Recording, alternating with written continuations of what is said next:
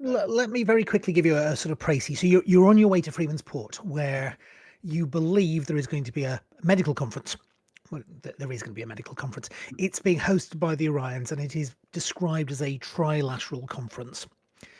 The journey is going to take you approximately 2 days, and during that time, Sven has realised that the interview he was supposed to have has not taken place, and has decided that he really ought to hold that interview prior to arriving at Freeman's Port.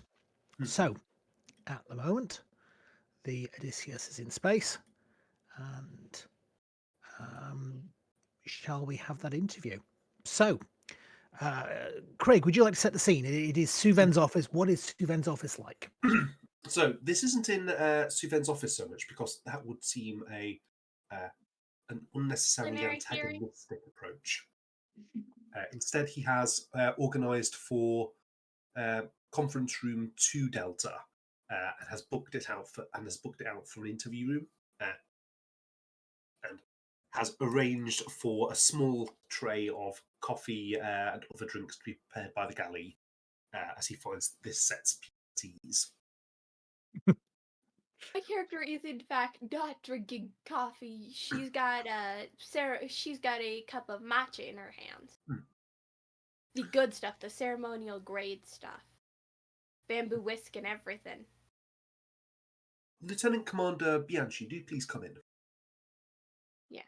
My character requested that because if this is going to be a shit show, she might as well indulge in her guilty pleasure and indulge in some of her personal stuff.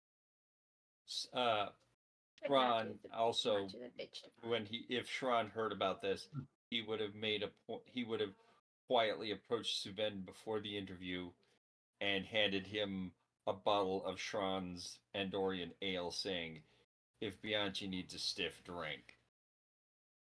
I'm sure Suven offers it and is like, "If you need it." This was offered by Dr. Shran. And I'm like, she looks down at her bowl of matcha and is like, "Don't." I understand the sentiment, but ruining my matcha with that. It would be inappropriate to become intoxicated. This is a very formal proceeding. Sometimes it can be very disturbing to dig up memories like this. Yes. I will bear that in mind. Thank you. Nurse Bianchi, thank you for coming to thank you for submitting to this process. There will be 2 parts to this process.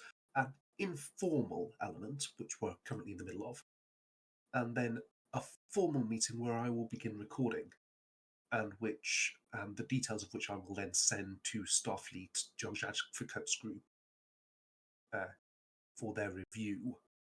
They have contacted me 3 days ago regarding an assessment of your current mental state and also any risk that may be posed by this cult of Westwood to either yourself or to Starfleet at large. I would like to reassure you that this is in no way a judicial proceeding. No one is suggesting that you are guilty of any wrongdoing. The only thing I did was run for the hills when I found out my father was a monster. This is why I have scheduled time for us to have an informal discussion before I begin. Thank you. Would you like me to make you a cup of matcha as well? This is my personal stock, some of the best I've found. It's ceremonial grade, the best you'll find. I see. I am quite adequately caffeinated, thank you. I figured I might as well offer. Sometimes people can have a difficulty adjusting taste. I enjoy it sometimes. Do please feel free to take whatever drinks you require. This request, you should be aware, has 2 elements. There is the obvious request, as required by law, which is asking about your safety. But there's also the safety of the Odysseus, as well as my mother, as she remains in her employment at the casino in in Las Vegas, Nevada, on Earth. Indeed. There is a subtext to this, which I believe you are beginning to perceive, which is that those within the Judge Advocate group have a tendency to catastrophize when dealing with the unexpected or unusual. Mm, This is something that I have found in my colleagues and find to be troubling. yeah. Yeah, as the saying goes, one bad apple spoils the rest. Well, indeed. I would be very careful in your official depositions and answering the questions to make sure that you do not make yourself appear to be unreliable. I understand you, Sven. Although My, I will warn you now, it's been, what, over 20 years since yes, I this very incident understand it. happened? I very much understand So your my perspective on memory this. may be a little fuzzy or incorrect. If needed, I you would can suggest refer to the police report for a more a recounting of what happened more temporally close to when the incident occurred.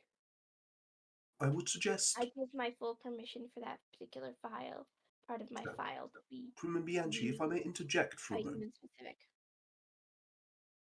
This is going to be a difficult process. I would encourage you strongly to think carefully about your responses to the questions and attempt to keep I, any digressions to an absolute minimum. I, I have appended a summary of both your record and also my observations of your service on the ship, along with testimonials from other members of the crew.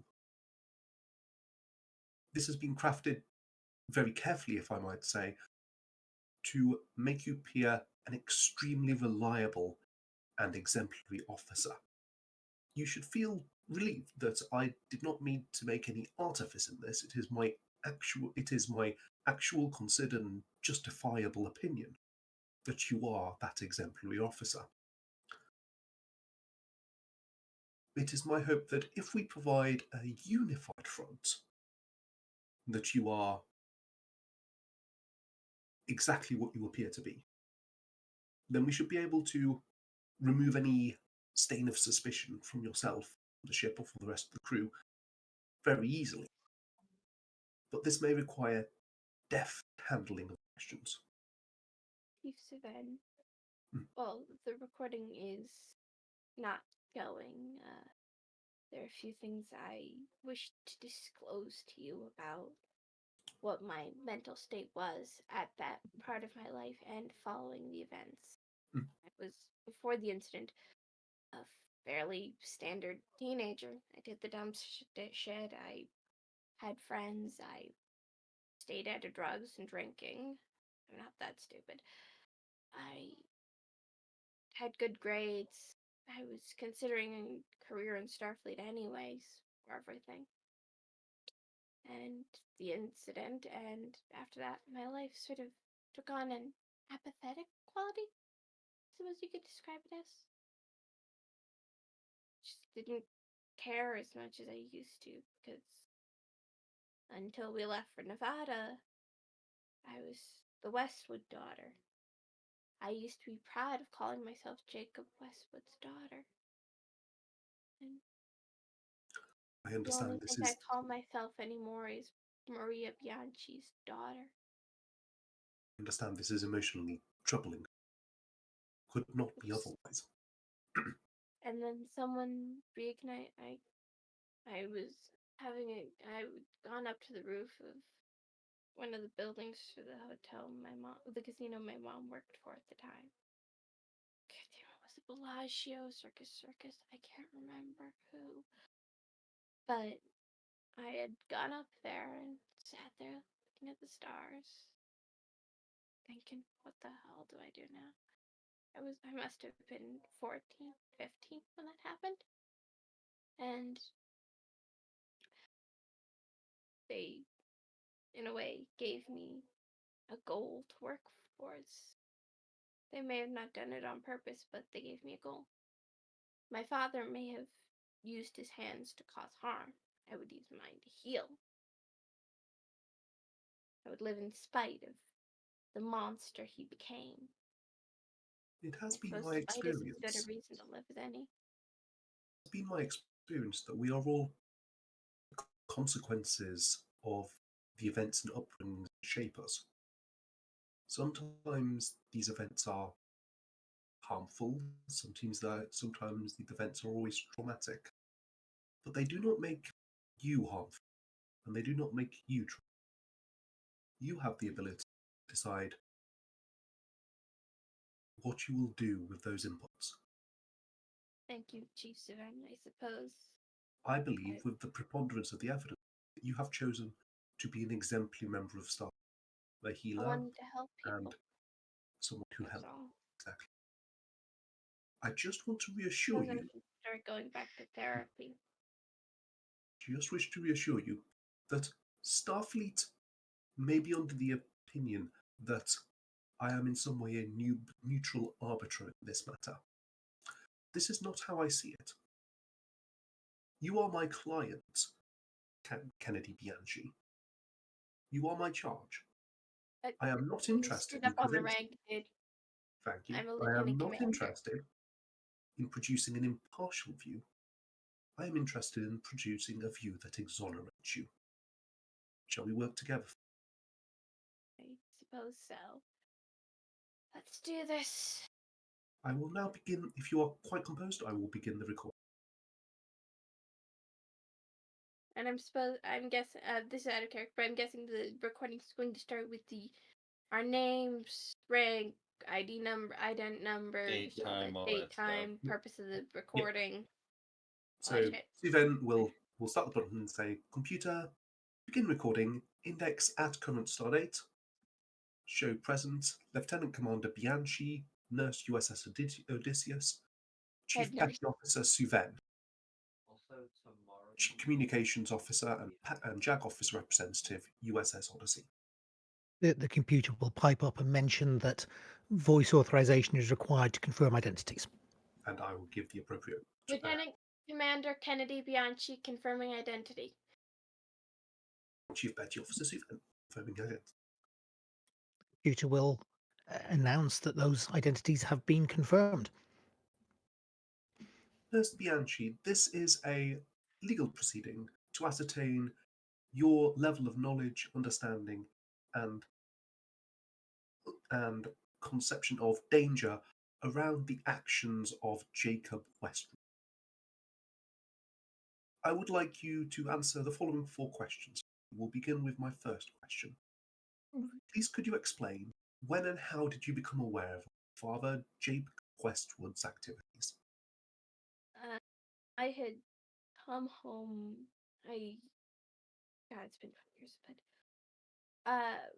to my memory, I had come home early from an after-school activity I was in at the time. Junior debate, I think, was that day. Mom was out having a girls' night, doing a shopping trip. They were gonna do all that jazz, get pedicures, all that jazz. I came home early, and the basement door was open. I look inside, get a few steps, and saw. Please can you describe what you saw? Okay. Just people. Fucking people, dead people.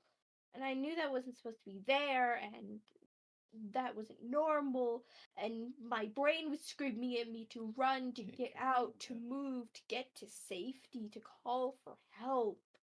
And I did. got I got out quiet until I hit the door, and then I ran. For the I ran, avoidance of and I think I slammed the door on my way, the front door on my way out, which might have been what alerted my father. I see.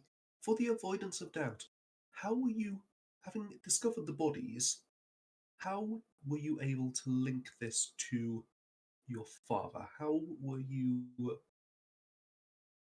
did you become convinced that these dead bodies were the actions of your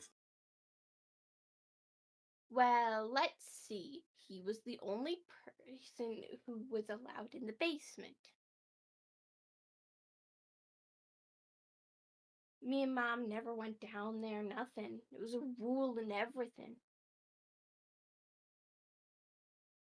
I see. So you immediately made the connection between this space and your father, and therefore any remains in this space you assumed would be your father's I action. figured it was likely either him or my mother, and Mom was out, and pretty much to my knowledge, that door was near constantly locked.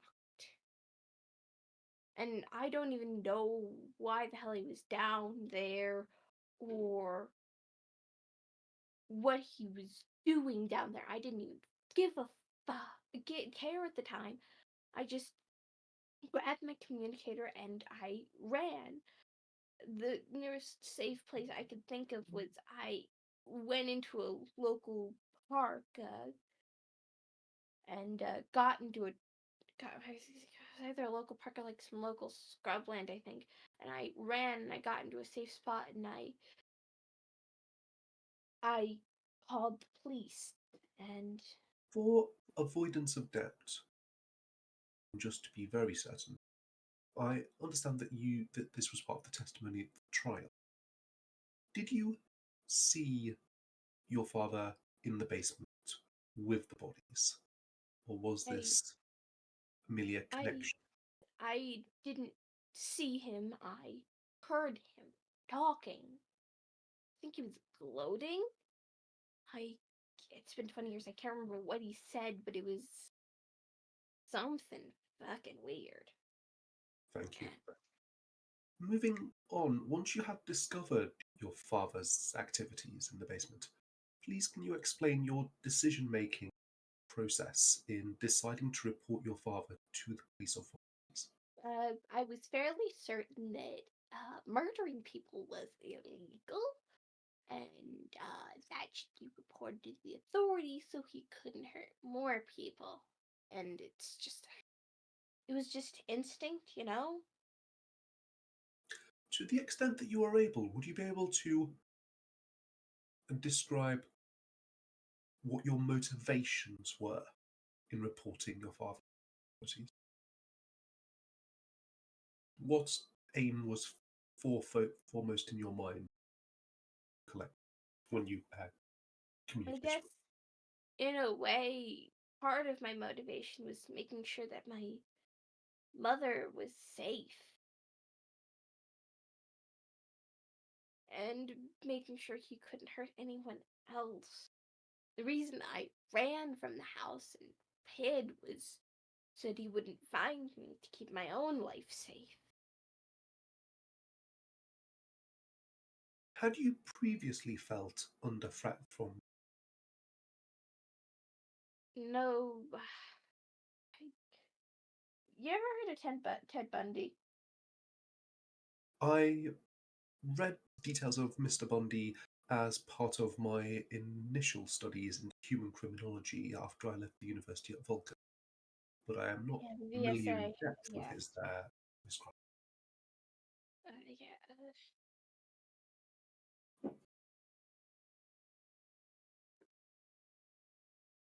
You know how Ted Bundy was this charming dude you'd never think was a serial killer? Was described as shocking, like he was a normal dude and all that jazz. Yes, I am aware. It was that.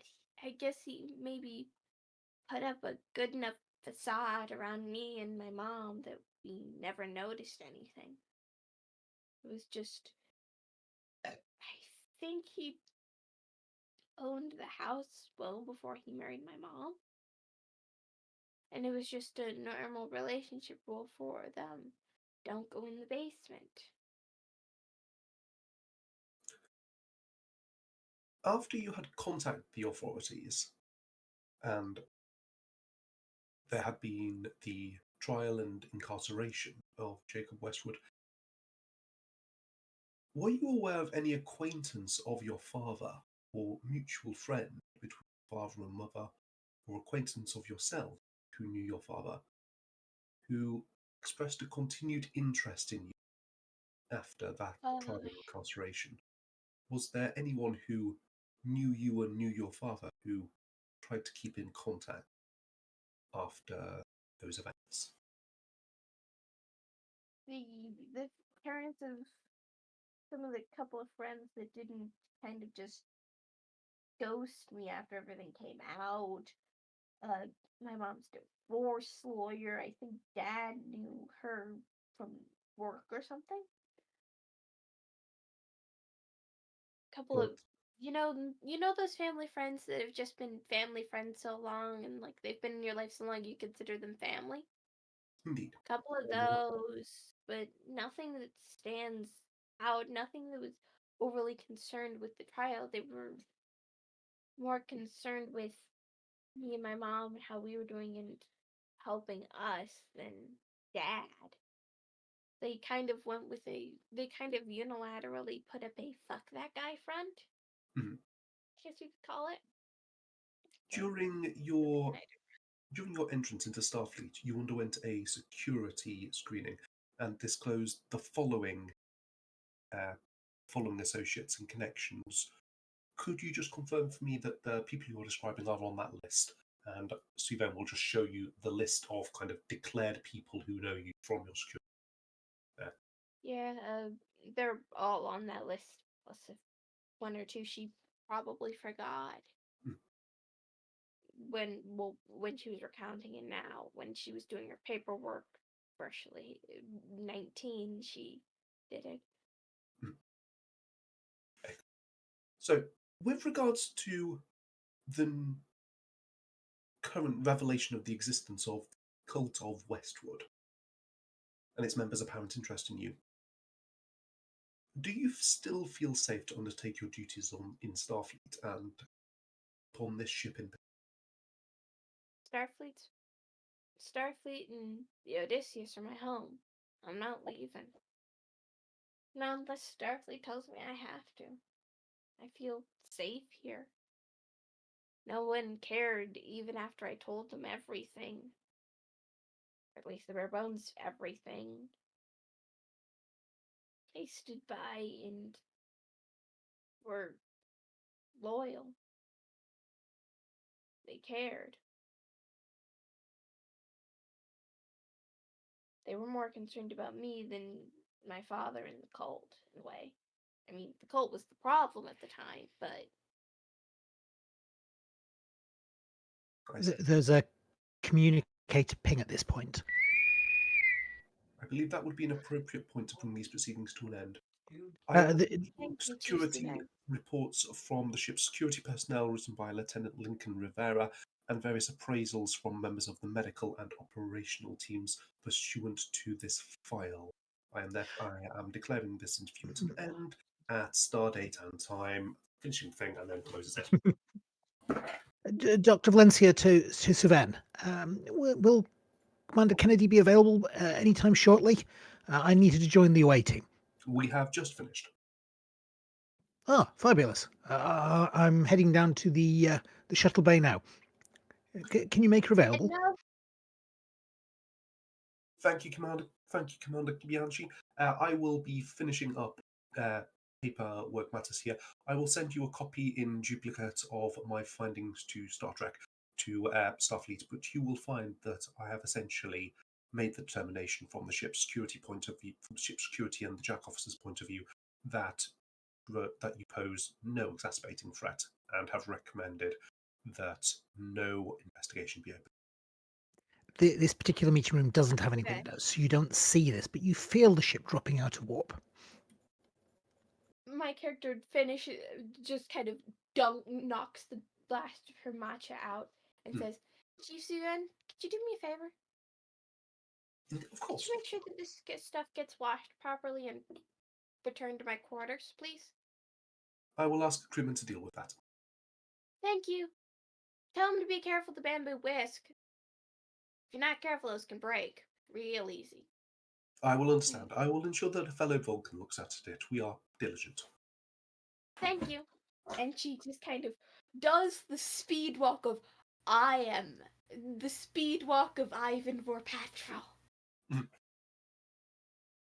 You know I that don't know who that is. I was making a joke to a series none of you have apparently read. Nope. But she does this very, very fast walk. Like, fast enough, you know that she needs to be somewhere rapidly, but not enough fast enough, and she's not breaking out into a full run, so you don't need to panic. Oh yeah. Yeah. But by the And- time you get down to, you probably headed to Shuttle Bay and realised that everybody was gathering in Shuttle Bay 2, not the main Shuttle Bay. And by the time you get to Shuttle Bay 2, the rest of the landing party is there. It looks I'm like so sorry, wrong Shuttle Bay. it looks like the landing party consists of Dr. Glenn Roberts, yourself, Lincoln Rivera, and fellow Sharon. No Mike Rendell this time for some reason. Although he may join you if Nick manages to join us.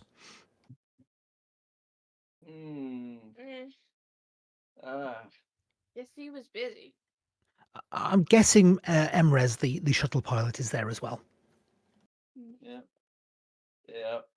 Sean's got a grin on his face. The weather's going to be lovely down there today. I should have grabbed my good coat. I freeze a much higher temperature than you. From what you can see, the temperature down there at the moment is -16. So probably chilly even for a little bit nippy even for an Andorian. So no shorts and no booty shorts and a Hawaiian shirt crop top. We shall see. Not unless it's a dare. Lincoln says from inside like big, enormous cold weather parka and snow glasses. Yeah, my character my character would have her good coat, which is a fairly thick coat. Yeah.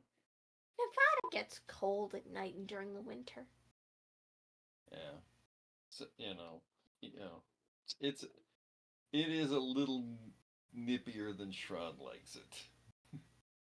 My character is not nearly as thick of a parka as he is. Well, less of the snow glasses, but like she has a fairly good coat on, suitable for the weather conditions.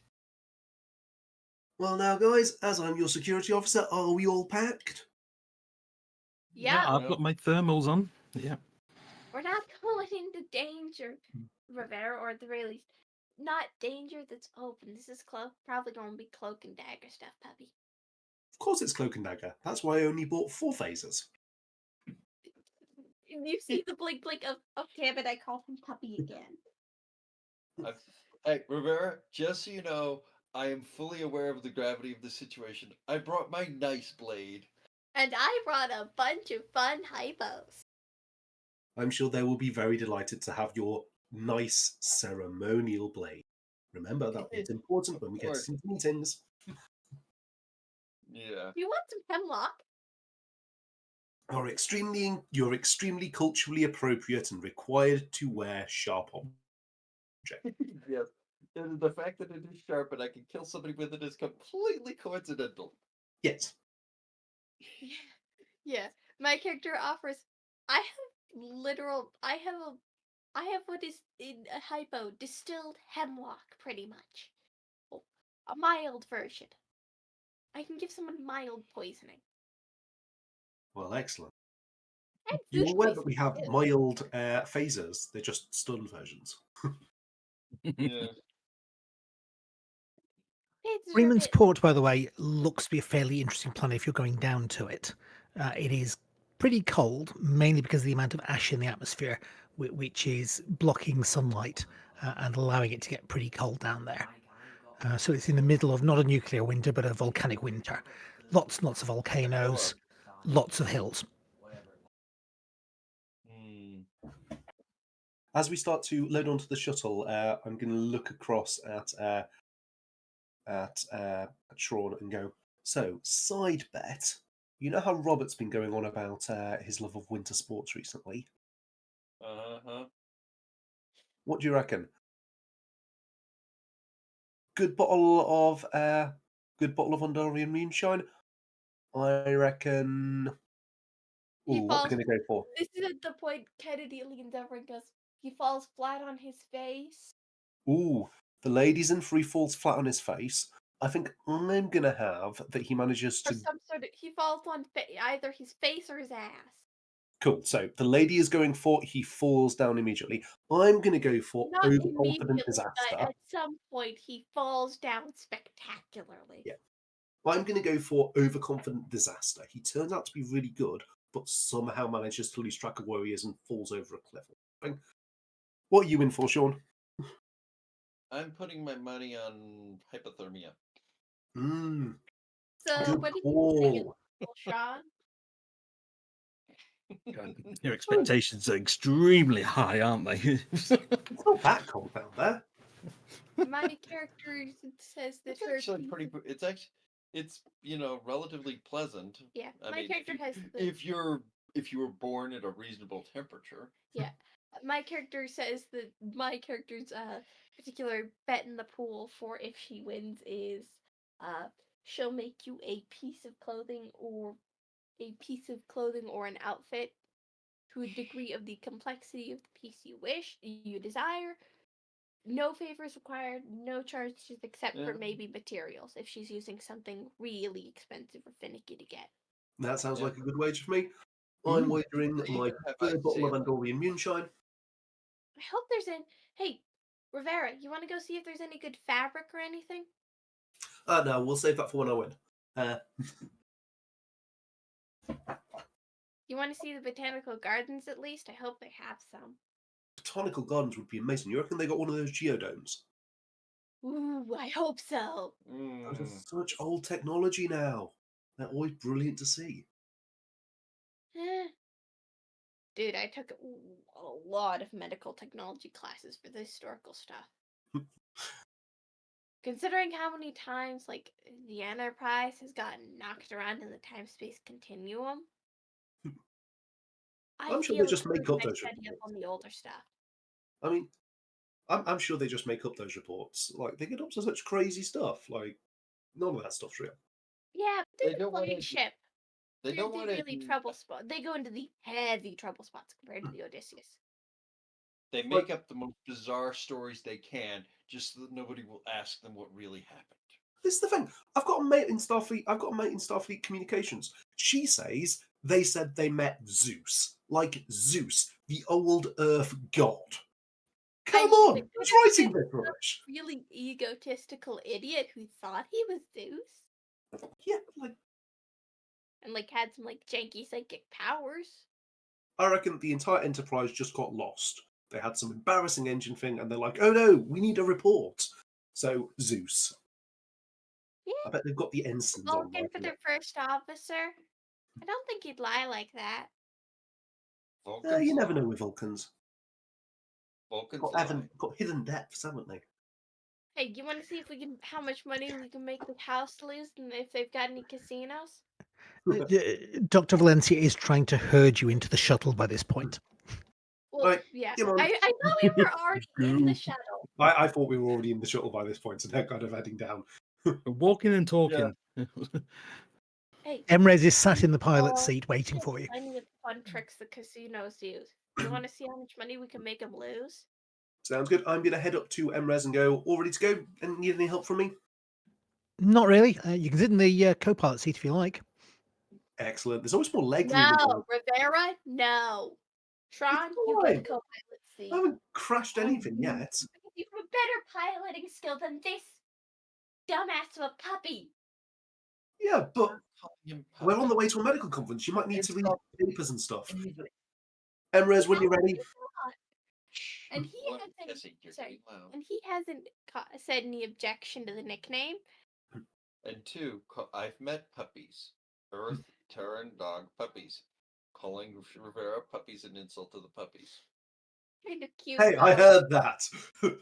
You were good. I don't have to run you in for a hearing exam.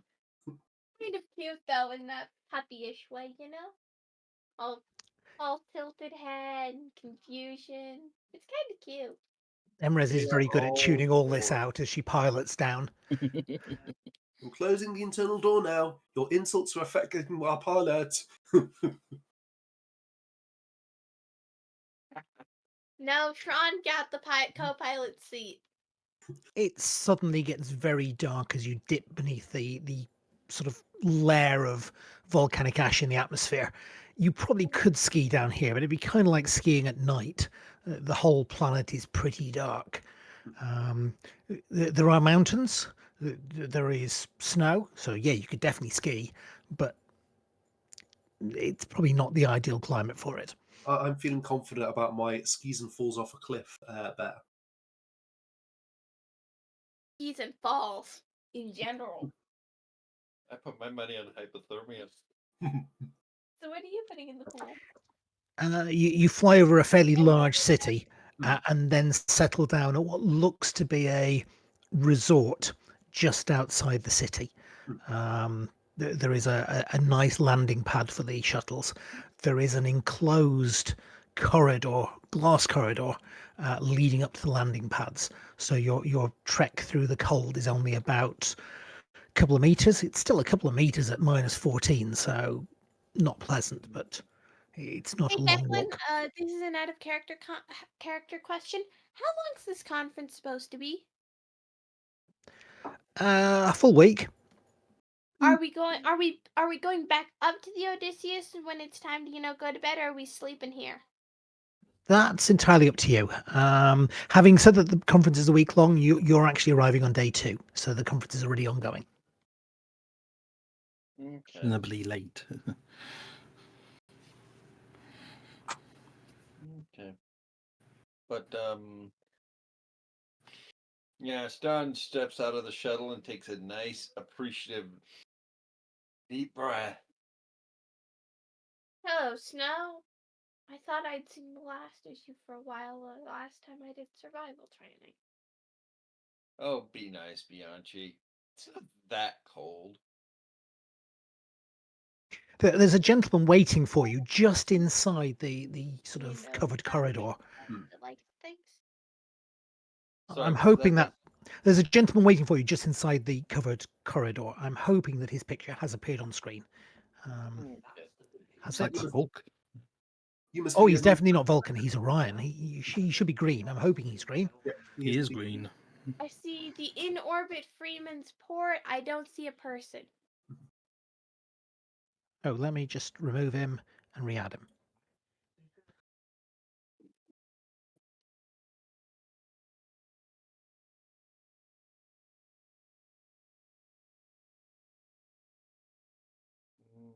Did he appear now? I've got him. Yes. Ah, brilliant. Yes. So he walks forward. Good evening. My name is Doran Vikash. I am the administrator for this conference. I'm for this facility. I'm not one of the medical attendees. In fact, there are no Orion medical attendees, but we'll do our very best to make sure the conference runs smoothly. It's a service we're providing. Sean will step forward. I'm Dr. Thelev Shran. This is Nurse Kennedy Bianchi, Dr. Glenn Roberts, and Lieutenant Rivera. It's a pleasure to meet you. You suddenly hear a voice from further down the corridor as this gentleman starts bustling towards you. You recognize him. He looks incredibly familiar. Shrun, you old dog. How are you? How are you doing? You recognize him as Marcus Hargrove, who was the personal physician to Anton Baker. How is Mr. Baker doing? Has he recovered? He's with your medical people. it's a bit of a relief, to be quite honest. Keeping you alive was something of a chore, and this has freed me up Was he eternally to late to your appointments too? He was 4 hours late.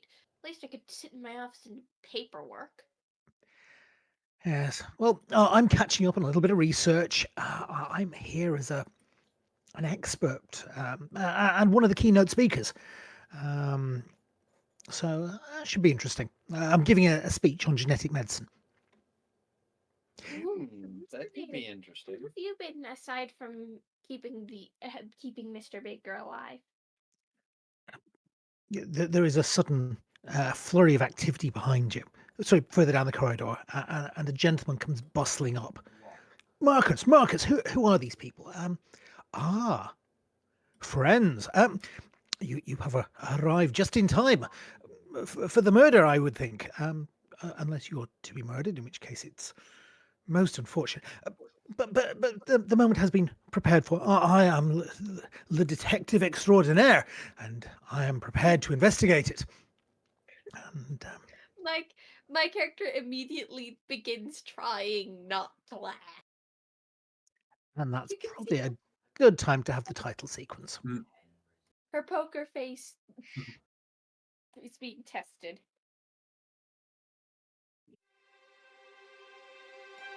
Space. The final frontier.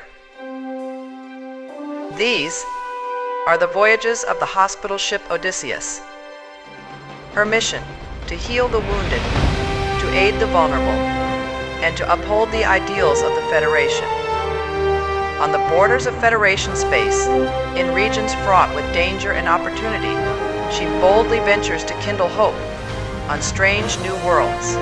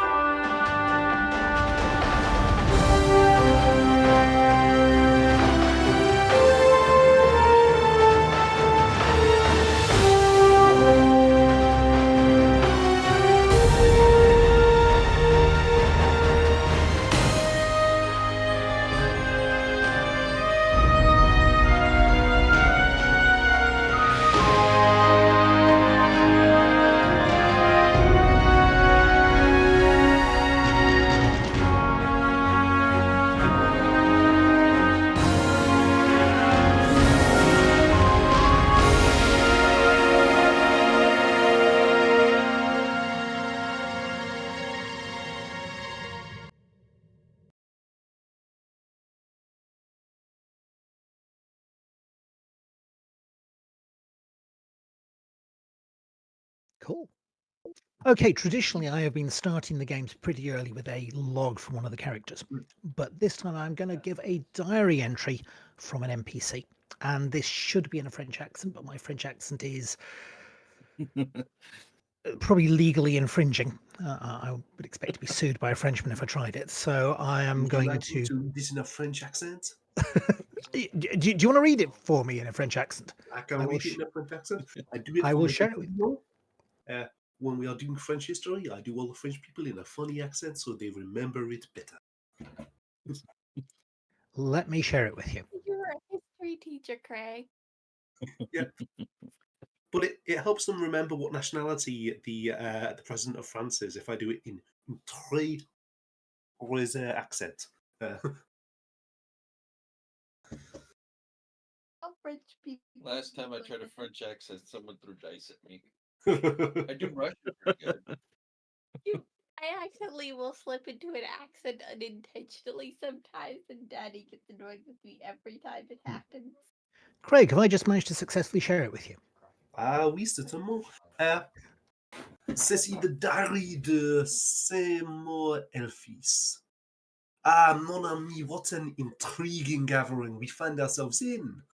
The Freemen's Port Medical Conference, an event of great scientific minds, learned doctor, political maneuver, and, as always, those who claim to seek only knowledge but, in truth, have other ambitions. It is always so much in such affairs. When people of power and influence gather, their words, they are pleasant, but their smiles over these are well rehearsed, and beneath it all, the tension, it simmers. And who better to observe than moi? I have watched closely already. These Klingons, they pace and scowl, eager to prove themselves. These Romulans, they watch, calculating, revealing nothing. And the Federation, the Federation. Ever the diplomats, the peacemakers, all while pretending they are above the petty game when they are merely playing it with the softer voices. But worry not, for I am not alone in my observations. No, I am accompanied by my dear Hastings, Dr. Marcus Hargrove. He does not yet know his role in our story, but it is always the way with such men of science.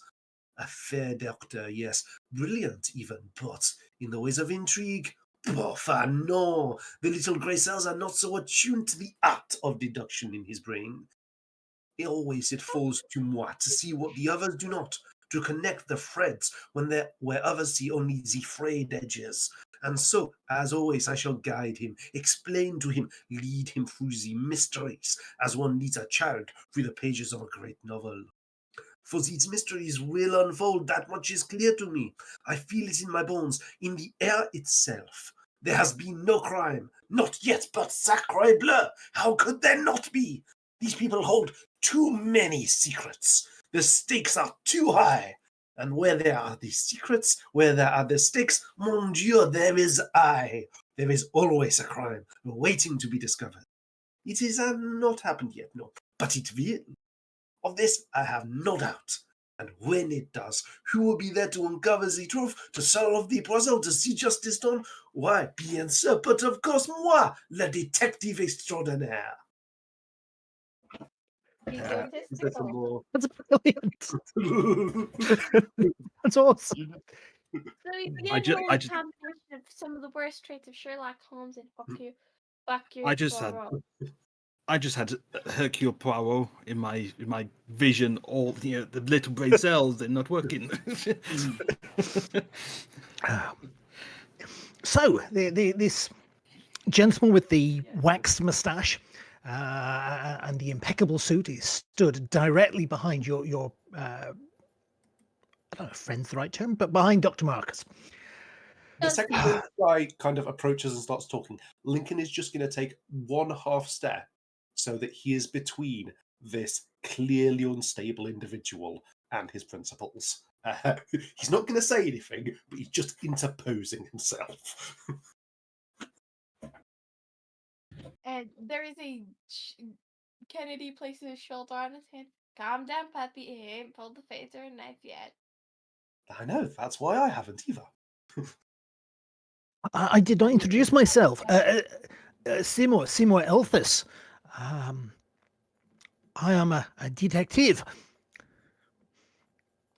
And What do? Divorce cases? Not your usual racket? Dr. Hargrove sort of stands to the side, but looks a little bit shamefaced. Seymour feels that there will be a crime in his bones. He is a bit like that. Don't worry, there has been no crime. Ooh, I've got something for this, Lincoln says. And he starts looking in his pockets. And there's, where did Suvan gave it to me? Pulls out a data pad and said, Suvan warned me this might happen at some point in my career. I am obligated to tell you that the crew of the USS Odysseus are here under diplomatic immunity and therefore do not recognize your lawful authority. Reading of the script. Lawful. I am a detective. I allow the local principals to do the arresting. I merely uncover the culprit. Just a second, sorry, I need to scroll down. Any questions should be addressed in writing to the JAG representative aboard the USS Odysseus. You have a fellow detective aboard your ship. I must meet this gentleman. Ah. All members of the crew of the USS Odysseus are instantly and irrevocably claiming any rights of silence that exist in your local jurisprudence. I am not impressed. Character, but wouldn't Suzanne have provided the rest of us with this particular file? Especially with the conference. Probably. Suzanne told me to say that in case anyone ever tried to arrest us. I haven't had it for a while. You I don't do think get the anybody's arresting us yet. No one's arresting us yet, but the data pad away, buddy. I know, but you guys never do anything interesting, and I wanted to read that for ages. Behind you, very quietly, Your Emrez is. You read the entire thing to them. Behind you, very quietly, Emrez is contacting the ship and asking probably Suven to run a computer background check on Seymour Elthus. No. Actually, shoot, what's the doctor's name? Hargrove. Actually, Marcus Dr. Hargrove. Hargrove, I've got a question for you. Yes. Or maybe you know the schedule. I understand there was a lecture on diseases endemic to the Triangle. Infectious diseases endemic to the Triangle. Have I missed it? No. There will be. That's tomorrow morning. Oh, good. Oh, Sorry, my specialty. You have to understand. I'm completely ignoring the pompous idiot. my character asks if she's missed a few of the conference of the lectures that she was interested in, up to and including one discussing the field of forensic toxicology. Forensic toxicology. That will be given by Dr. Tovan. I apologize if I mispronounce that. Tovan Irval. Tovan's a Romulan, but apparently very good in the field of toxicology. I'm led to believe. Shran just looks at Bianchi like, yeah, I know. What happens to people when they die of this thing, so I can recognize the symptoms before they die? That's true. Not like, I mean, and also figure out the vector of the poisoning. And there are some diseases, and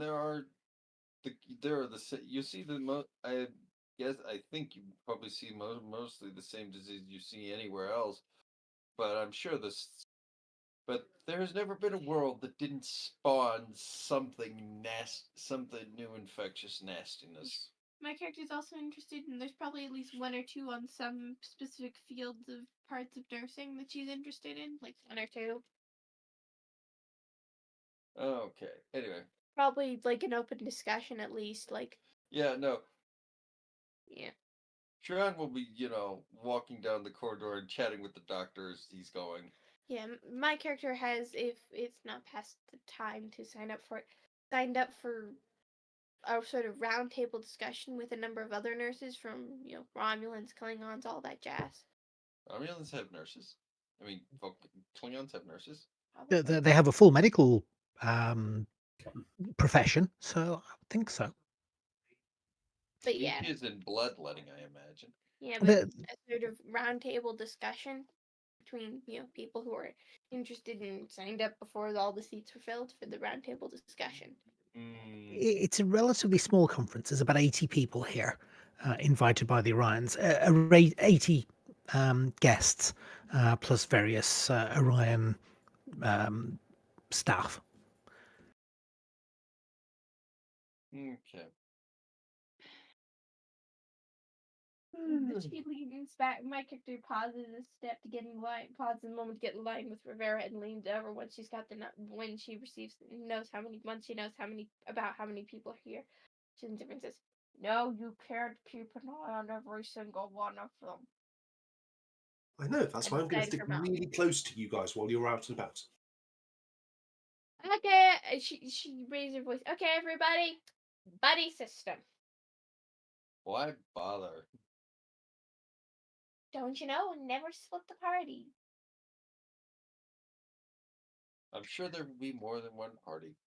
I mean, the conference venue seems reasonably secure. When you've got a group of people, you don't split up. There's I a don't know. sort of Dr. Roberts. there seem to be several major areas. There is a lecture hall, effectively, where people give long presentations. There is also a sort of extended conference room with a round table. Let me just bring that up, where quite a large number of people.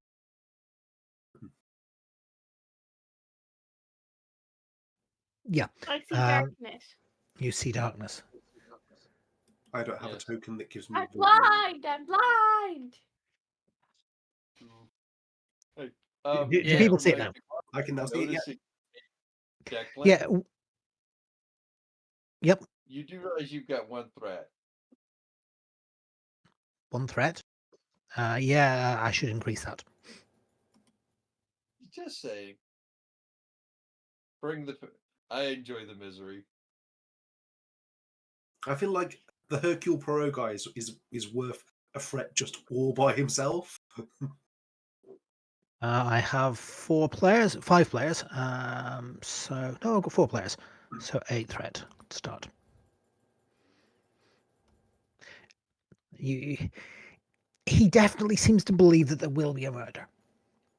So you have this room where basically various debates happen, and it's designed so that everybody can see each other, and you can all have your research notes, and this is sort of for various discussions. There is also a lecture theatre where people give lectures, and there are lots of, you get the feeling this was some sort of luxury facility, so there are spas, saunas, swimming pools, gyms, and on the floor above that there are guest rooms for people. You've all been assigned guest rooms, but if you don't want to stay here, if you want to go back to the ship, that's fine as well. And there appears to be no reason you can't transport in and out. What, miss out on the Olympic-sized swimming pool? So if you want to beam up, you can. The vote from me and Rivera, I'm guessing, is we've got our luggage. We're planning to stay the several days here at the resort. It's been so. What are Shran and Roberts' plans? Oh, Shran intends to enjoy the facilities. So he's got his suitcase trailing. Oh yes. So I'm guessing majority vote means Roberts has his suitcase too. My home is where I leave my hat. So that's not the right. That's the right. It's the right turn of phrase for nowadays. A small suitcase that's trailing behind her that is bright purple, and she calls Barney Jr. Marcus offers to very quickly introduce you to the keynote speakers if that's of any interest to you.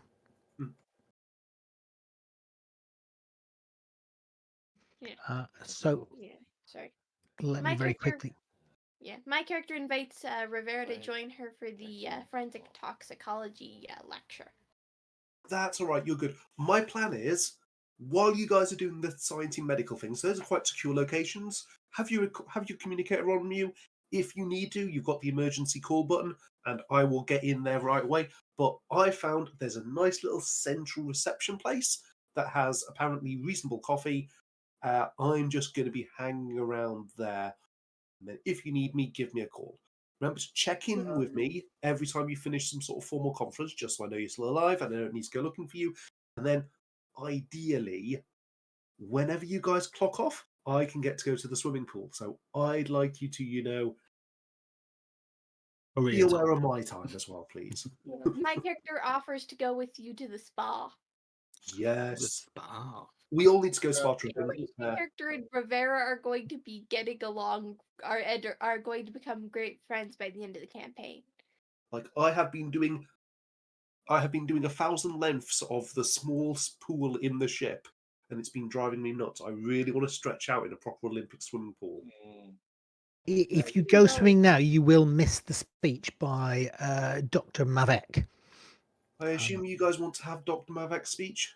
Dr. Mavek, he is a Klingon, and he is giving a speech on battlefield medicine and genetic recovery techniques.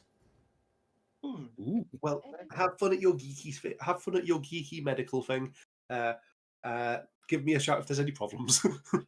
Oh, I'll make. Did you want to join me for the talk tomorrow about infectious disease? I'm gonna stay in the lobby just as long as you're fine to wander around the conference. It's nice and secure. Their security seems reasonably competent. If you need to, just give me a call. I'll be in that central lobby, literally no more than 240 meters from any of you at any point. Since we're gonna be, I don't know if we'll have time to drop our luggage off the thing before the battlefield medicine. Would we have enough time to be able to drop off our luggage? I'm sure you would. Yeah. Yeah. So we drop off our luggage, head back down, and onwards to the battlefield medicine conference room itself. And I'm guessing Sean. Oh, definitely. He's had to stitch people together in under terrible conditions more than once. My character has her data pad at the ready to take notes and is perfectly happy listening to a lecture. She Yeah. likes lecture halls. Rivera has allowed Petty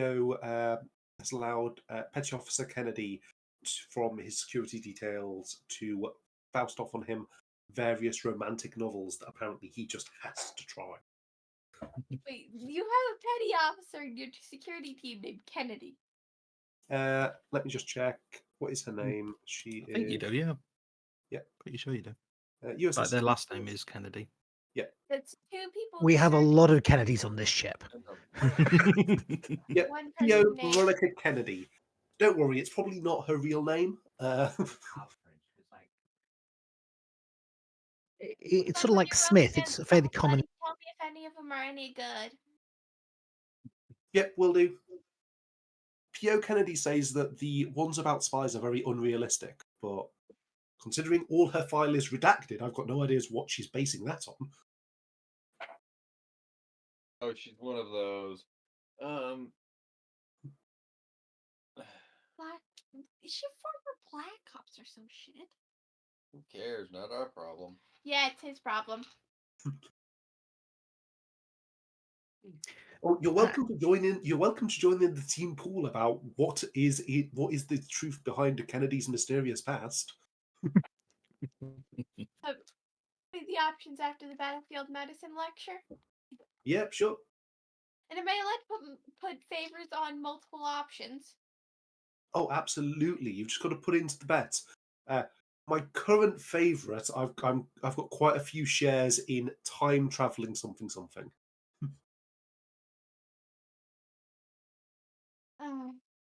me down for a handkerchief for X Black Ops. Ooh, popular choice. No, actually no. X Section 31. Yeah.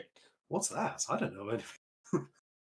Okay, so let me just quickly make sure I understand where everybody's going. So Lincoln is going to explore the facilities and the pool.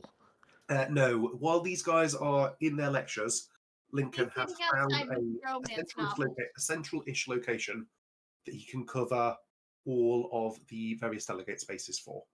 So whether that's hotel reception, whether that's a lobby or something, whether that's a random corridor with a sofa, but his aim is essentially going to be within sprinting distance of these guys. He's assuming that the conference itself is reasonably secure, but with 3 different people that can be in 3 different places to keep an eye on, he's gone for, I am going to be central and I'm going to be reactive rather than proactive. There's a central lobby which appears to have I'm going to say coffee bar. They don't actually sell coffee, but it's that sort of thing. There is a tree, there's a fountain, there's little seats around the fountain, and there is a stall selling drinks and Yeah. various sort of I'm going to be snacks. chilling out there with whatever various hot drinks they read, reading through these trashy romance novels and becoming increasingly frustrated with them, with a holdall that definitely does not have a phaser pistol in it, just in case. It's actually a pretty good location, so you get to see the people passing. You don't find out who they are, but you get to see all the delegates. Yeah, I'm going to bec- people watch. Let I'm me going to just people watch and I'm going to threat assess. let me quickly run through the delegates. Because pretty soon, Kennedy Rivera will stop being interested by the silly romance novels and will be like, could I take that person in a fight? Could I take that person in a fight?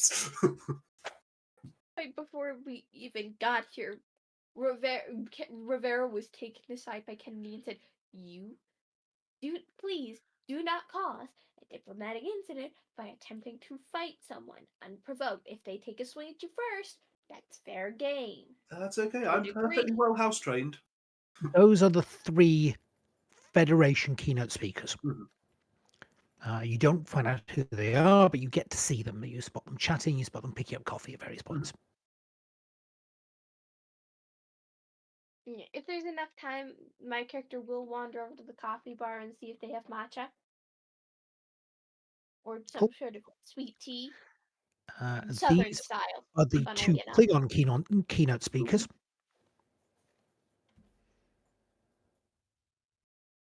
She's a Commander Craval. She sounds familiar? That would be coincidence because I haven't actually introduced her before. Okay.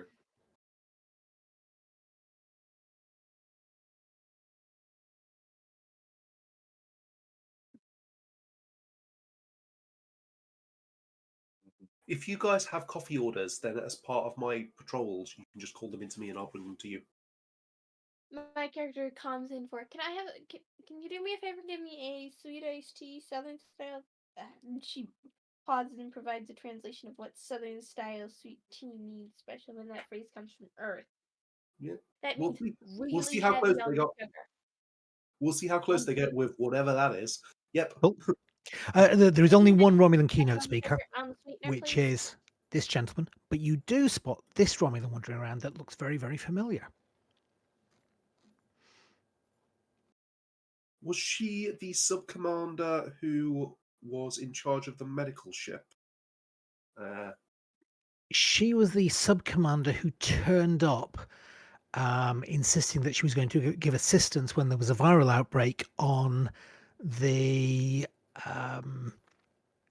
mining relay station around...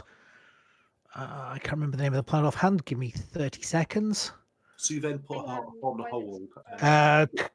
Colliel 4 or Colliel 3. Yeah. No, Paxton 3, sorry. Paxton 3. Yeah. She was the lady Sue then put on hold because they put him on hold first. That's the one, yes. But she is wandering Chief around. Petty Officer. It's very There's a reason petty. they call them petty officers. Yeah. So you get a feeling that these are the key people wandering around as you spot them from your great vantage point. As for getting Kennedy Bianchi's strange drink, they will ask the replicator to produce it, and the replicator will produce something. I'm going to Oh, stare no, down no, my with apologies. rubber non- The woman producing it turns around and asks you if you'd like it hot or cold. I don't Oh. know. It's a weird human drink. Do you think it's supposed to look like that? It's probably meant to be cold, at she this says, and point, produces a cold Kennedy drink. comes with realization. Tell them it's supposed to be iced. Yeah, it says iced, so I think cold. Tell you what, do a cold one and a hot one, and then we'll see which one she wants. Okay, she produces one that's chilled and one that is steaming. Cool. So I will come into your conference and be like, you didn't mention which one of these do you want? Forgot to mention how to. I forgot to. I said Southern style. Should have said Southern style sweet iced tea. She wordlessly takes it and says, "This one will cool down eventually. It'll fine." And by the time you finish that little interaction, you notice that the speaker here, who is the Klingon gentleman, is staring at you with dagger eyes. Oh, sorry, didn't mean to interrupt. Enjoy your science nerd stuff. My character raises a brow and puts her drink to her lips, as in going, "Is there something wrong with my drink?" Okay, I'm fairly sure I now understand what Lincoln and Kennedy are doing. As in Kennedy Bianchi, not as in the other Kennedy. What's Shran doing? Oh, Schwann's at the lecture, the battlefield trauma, battlefield surgeries lecture. Yeah, same here. It seems like one that being a surgeon would be quite beneficial. Okay.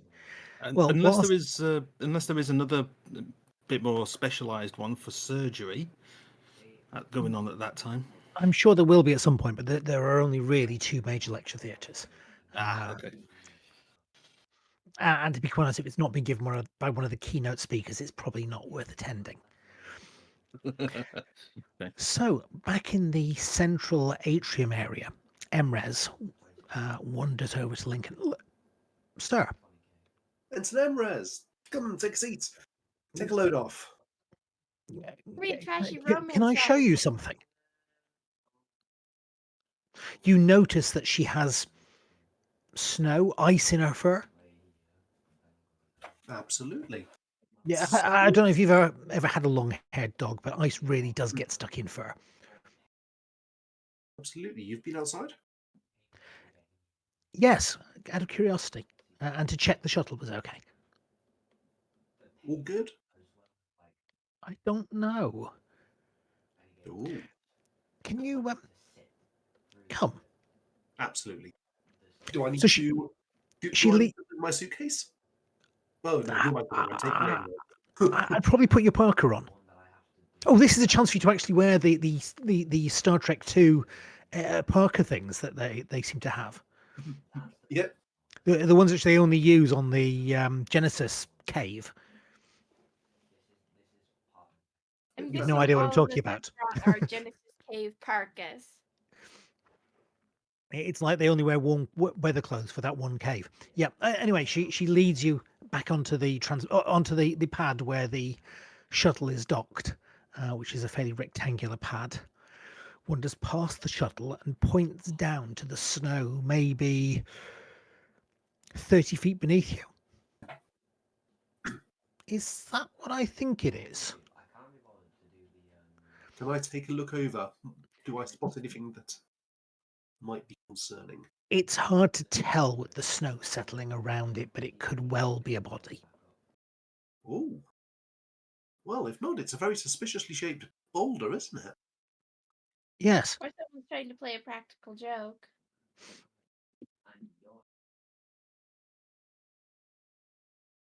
You know, there's so much of me that really wants to just pass this on to local security, but It does strike me if somebody was to if somebody was to fall off, that'd be about where they fell. But if somebody was to toss a body off, that'd be about the right place too. yeah, that's certainly. Can I pull out my tricorder and see if I can get any life signs from it? Because that is immediately going to change what I do. No, actually, the ensign's competent. I assume you've scanned for a life sign? Oh, she has a tricorder. Not yet. Why not? And I'm going to pull out, quickly the tricorder. Okay.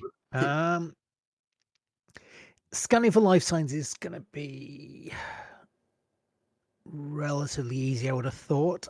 So it's a DC 0. It's a medical roll, and I think it's probably an insight medical roll. Insight medicine. Yeah, but with a DC 0, this is your chance to get some momentum. Yeah. Which variant is this? Would this be covered under survival? Yes. Yes, this would indeed be covered under survival. I'm going to use focus 2 dice. That is 3 successes. 3 successes. Wow. That's actually 3 momentum, unless you want to get additional information. I know that.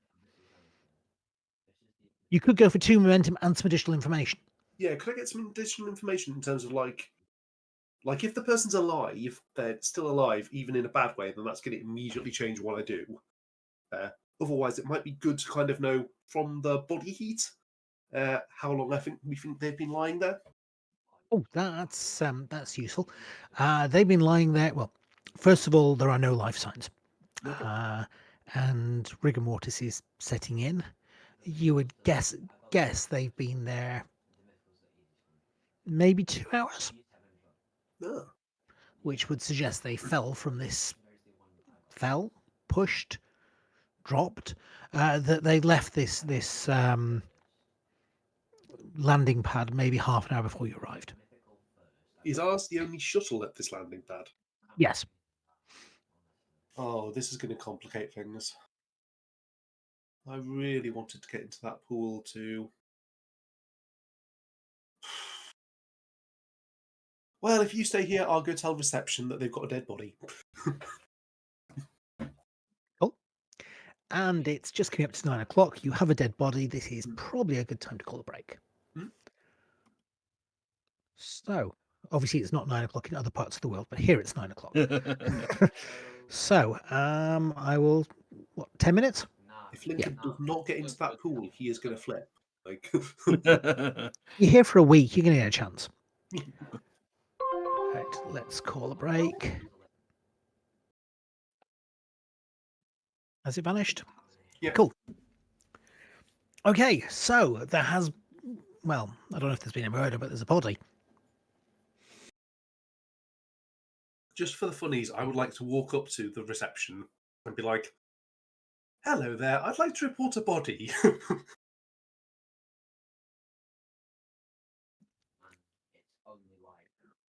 There's a creature there. You're not really sure if it's male or female or any other sex, but it's got many tentacles.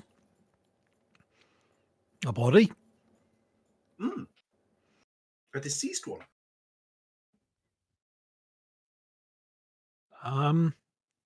Cadaver. Yes.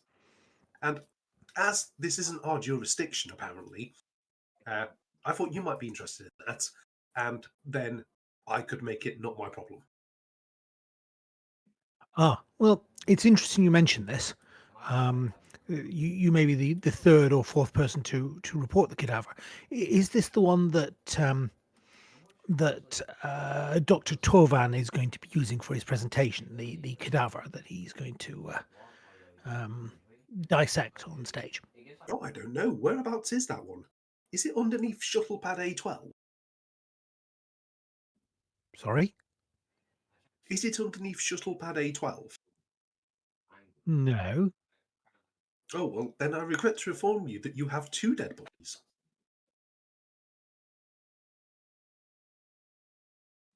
Oh. I suspect I may be reporting a crime, in case that helps things. I should investigate. Yes, probably. Anyway, reception's still over here, isn't it? Yeah, well, yes. The thing, I mean, you were talking to the thing behind reception. It's going to pull itself out from behind reception and get onto what looks to be some sort of thing for supporting its weight. It's obviously designed to swim or something. It sort of pushes itself along with tentacles.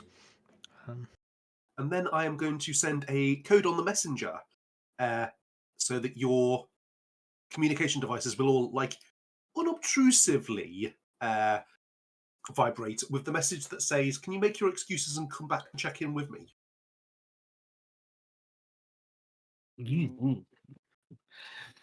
Shron's take not out the- paying attention to his beeper. He's watching the lecture. There was a tap on his shoulder. We need to check in with Bravera. Let's check in with him. This is interesting. We need to meet up with him. You are impossible. I'm sorry. Is it check in or meet up with you? Check in. So, like, if you can, meet up in person. Otherwise, just give me a call back. I messaged back. Yeah, we're fine. We're sitting here watching. I'm going to drop you a message on. Currently is doing the head tilting thing as he watches. That is, and he's saying very quietly, that I don't know if that individual is lucky or unlucky to be alive at this point. That looks extraordinarily painful. Really good prosthetics. Oh, no. I'm talking about the original injury. I'm going to message on the communicators. Body being found. Potential murder. Suggest you come to me and I can hand out holdout phases. Yeah, I'm gonna We meet up. already have holdout phasers. No, because this is a medical conference. My character So, had a holdout just so, phaser. just so I'm aware, Craig, the thing with the tentacles Hmm. on the, let's call it a scooter, the thing for supporting its weight, has moved off down the corridor towards the landing pads. And your landing pad in particular, you would Oh, guess. wait, I left the pilot there, didn't I? I should probably follow. Oh, so you are following. Okay. I was going to say, are you waiting in the central area for everybody else to turn up, but you're following the tentacle thing? I wasn't going to go and follow, but then I remember that actually one of our crewmen is there. Probably getting very cold, bless them. No, she's retreated into the shuttle. Oh, cool. If she's retreated into the shuttle, then we can wait here for for the people I'm actually protecting to... She's probably also using the shuttle sensors on the body. That seems sensible. I'm going to just send her a message and go, the shuttle sensors, were they recording 2 hours ago? Mm. Yes. Yes, they were recording 2 hours ago. But we weren't here 2 hours ago. We only arrived 90 minutes ago. We have some very good recordings of the upper atmosphere. I see. Don't suppose you could take a look at our recordings when we came in and just confirm that that body was there when we arrived? Just feels that would be a useful thing to be able to prove in case anyone asked any questions. Okay, she will attempt that. Does somebody want to make a roll for her? You should all have access to her. She is under I'll supporting roll. characters. I'll roll for her. Yep, so Emres.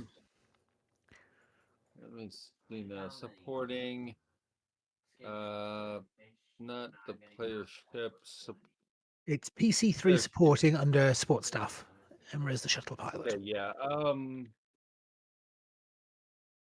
See now, probably insight and engineering.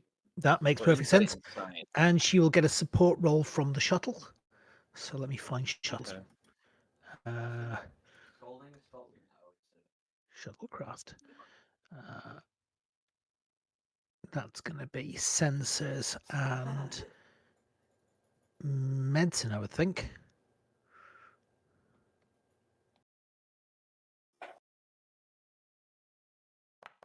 Okay, I've made the support role from the shuttle. No, it wasn't great. Let's see now, and I'm going insight science, right? I would say insight medicine, probably. Maybe. Science will work. Yeah, okay. Well, she's slightly better at science. Ooh. Ow. So between you and the support from the shuttle, you've got 0 successes and a complication. Oh, that's gonna be funsies. Always the best time.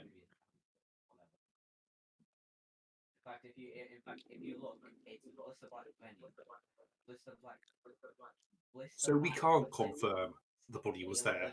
You definitely cannot confirm the body was there, no. It's entirely possible that you arrived and then chucked it out. That's extremely annoying. Oops. How long has the corpse been dead? In fact, in the attempt to review the shuttle logs, she has accidentally wiped the shuttle logs. Oh well, these things happen. No, they don't.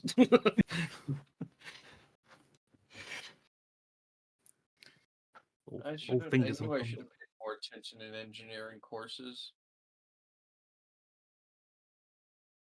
That was No, my fun fault for not fact. asking an actual engineer to do that. Those Hey. strangely, by odd coincidence, do you know who did the voice of Maress on the animated series? Was there a character called Emrys in the animated series? I haven't managed to duplicate a name, have I? There Oh. was a Cajun named The Cajun Maress. on. Oh, well, I've duplicated the name then. Okay, it's a common name in that case, like John or something. Yeah. Well, no, it was Maress was actually voiced by Majel Barrett. Oh wow. Okay. Yes, there was an animated series. No, where do I know him from? Gene Roddenberry's wife. She's Loaxana Troy. She also did the original Nurse Chapel and Loxana Troy, and was the voice Ship's of the computer. for a long Yeah. time. Yeah. Tell you what, she sounds a bit like this.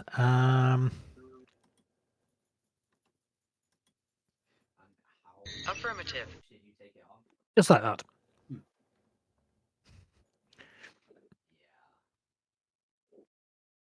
But yes, I guess I'm not allowed to roll for support staff anymore. Oops. It could happen to anyone's dice. Okay, Yes. so Rivera has just come out onto the platform. It's freezing cold here. The squid type creature is peering over the edge. Well, it definitely could be a body, or it could be a rock. I think it's a rock. It's sure? definitely a body. I scanned it. I presume you need to get your local law enforcement involved. I suppose. Yes. I'll get the guard involved. It was definitely here before we arrived. I should tell Administrator Vekash first, I think. Yep, that seems like a good idea. We'd, of course, appreciate if you let us know anything that's important for protecting our people, but this seems like a local matter. Okay. And it takes the scooter and starts heading back. At the door. So, Lincoln is definitely like, please don't be my problem. Please don't be my problem. Please don't be my problem. Oh yes. You want to go for a swim? I want to go for a swim. I want to go into the sauna, and then I want to go running outside in the ice, and then go back into the sauna. See that. I wonder if Rivera would do a polar bear plunge. Absolutely. Particularly if you do that, and then that means he can't back down.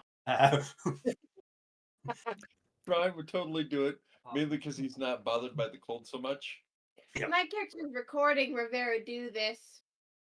Well, I mean, fair enough.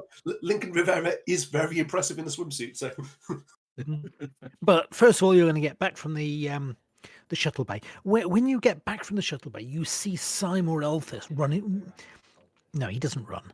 Moving fairly quickly in a sort Waddling of quickly. yes.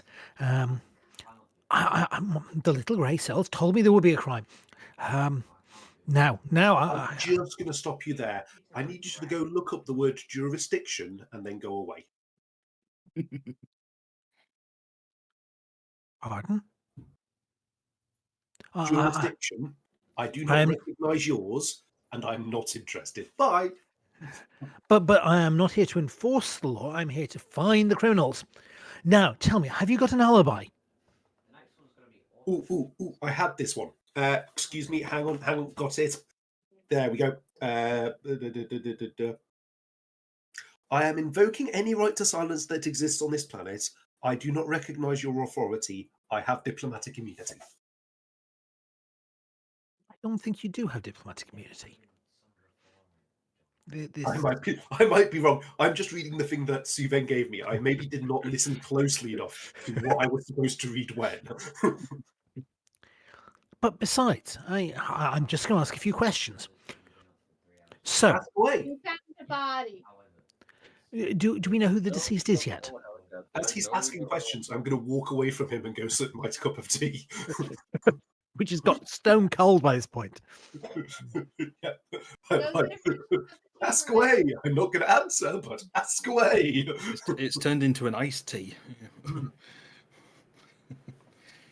Well, since it's fairly obvious that that Lincoln is not going to answer his questions, he peers around the room and spots Kennedy Bianchi and starts waddling in her direction.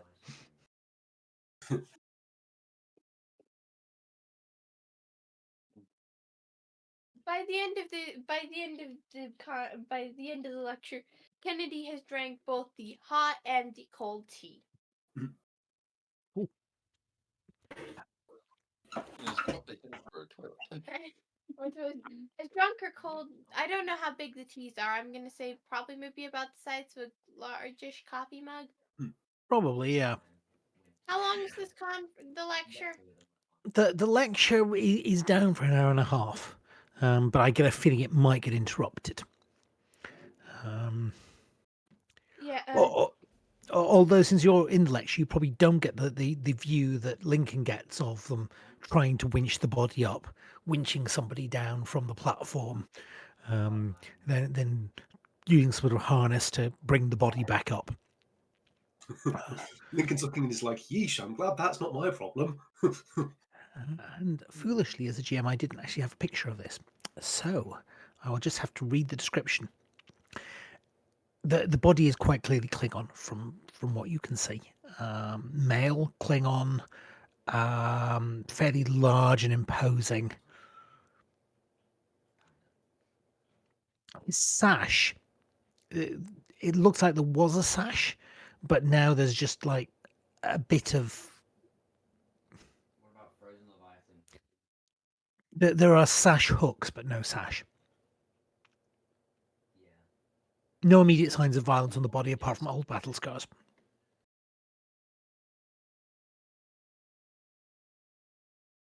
Can we tell just by visual look as to what he died of?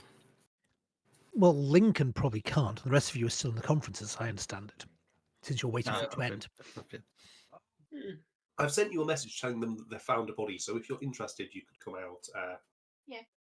But By the Lincoln is time the- firmly of the view that this the doesn't fitting endanger your figure safety, corrects and to it does move endanger up his ability to get into the form. pool, so he's not paying attention to it. Yeah. Sean Yeah. looks at the message, goes, and just puts his pager away. That's somebody. He is taking the same tack. He is of the same train of thought as Rivera. I'm here for a medical conference, not to play detective. This isn't someone else's problem. Back into this to attempt to defend our innocence. Cool. What was that, Cassandra? What was that? Sorry, what was that? I just said cool to Lincoln not getting involved. Yep. I think we're. I think, except for Bianchi, we're all going to be sitting there, drinking tea at the bar, and watching the cops run around like idiots. All the characters going to be joining you and commenting. I think most of the Federation group will join you. Investigative procedure. Got to say, I enjoy this a lot more when it's not us running around like morons. Agree. Oh, yeah. Watching them run around like headless chickens is fun. Now, if he died of an interesting infectious agent, then I might actually put my tea down. Do we know who he was yet? No, I haven't heard anything, but I haven't asked either. Well, you are having drinks after the presentation, and you are joined by the Federation contingent, or not the full Federation contingent, because the Federation contingent is about 20, 30 people.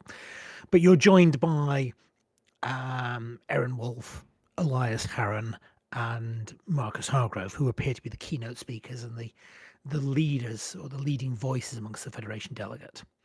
From what you understand, Marcus was going to give a speech on genetic medicine and specifically about the cure that was used for Anton Baker. He was going to mention the work that was done on the ship, but mainly the stuff that was done at the starbase. Erin Wolf apparently is a leader in medical ethics and was going to give a speech on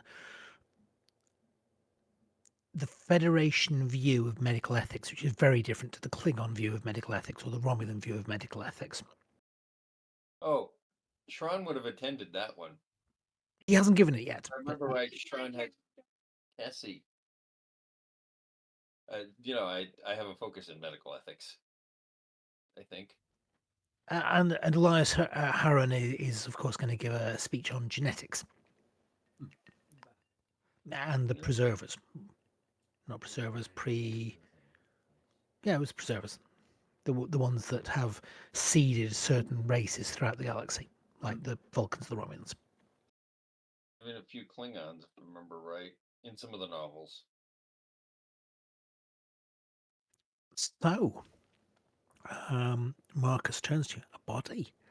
It's intriguing, isn't it? Do you think we'll get to do the autopsy? I mean, you No, could I look expect that. they have their own people.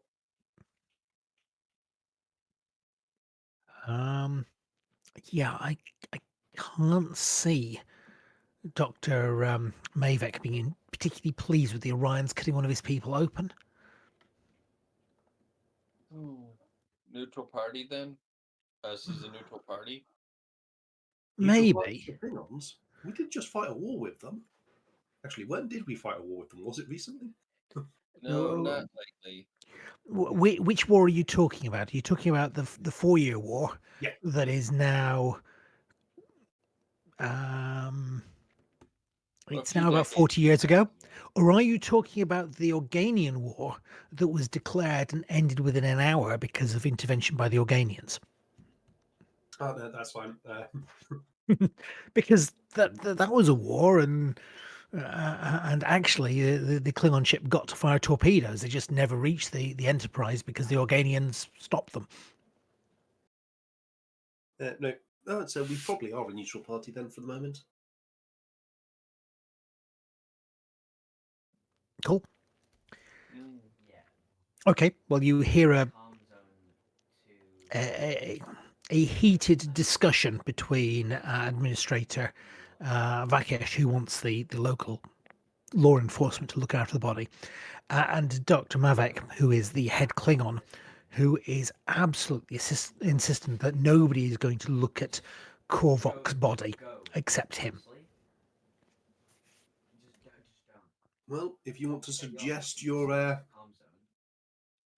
solution, feel free to go ahead. I'm here for your protection, but Dr. Marcus will mention that Korvok was a Klingon expert on blood parasites. oh, Is that who's been killed? Yes. Yeah. Unfortunately. He seemed a very loud. No, I shouldn't speak well. He's dead. I shouldn't speak poorly of him. Oh, We'll go speak on. honestly. He was loud. He was loud and aggressive, and when you contradicted him or questioned him, he got quite aggressive. So he's a typical Klingon. Or are we talking more than normal for a Klingon? Yeah, I guess I don't deal with many Klingons. To be quite honest, Dr. Torvin is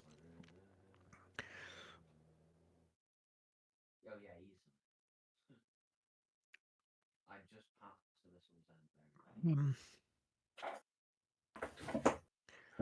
end. so yeah, Dr. Mavek is a little bit more controlled as a Klingon. I mean, we shouldn't get ahead of ourselves. It could be a natural death. Maybe the cold insulted his honor and he went to go fight it or something.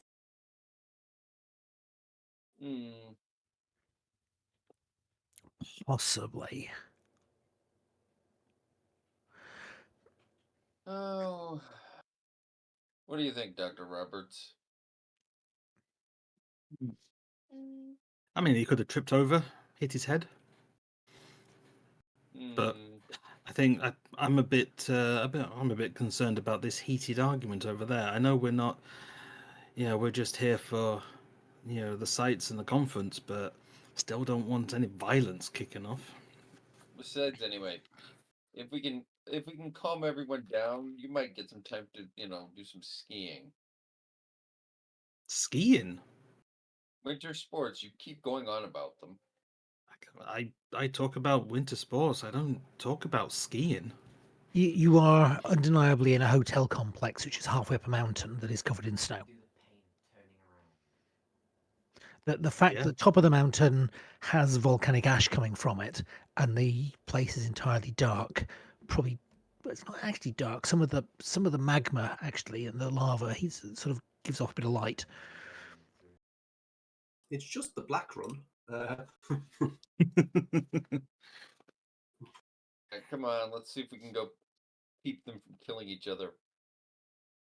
I really, really am looking forward to that lecture tomorrow morning. Yeah, let's go calm them down. So yeah, I'll walk over to the administrator and the other Klingon.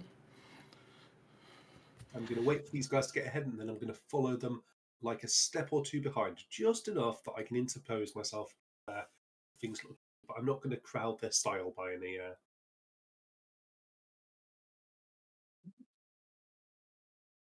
Muted Declan. So what's Kennedy doing while this is going on? Sit up. Sorry. Bedhead. Horrible bedhead. She's waking up. That's what Kennedy's doing. She's waking up. Well, she's probably sat there a little bit behind Rivera in that case. In which case, I didn't sleep for shit last night. I quite like a sort of insight command from her, and you can use psychology as a focus here. Insight what? Yeah, insight command.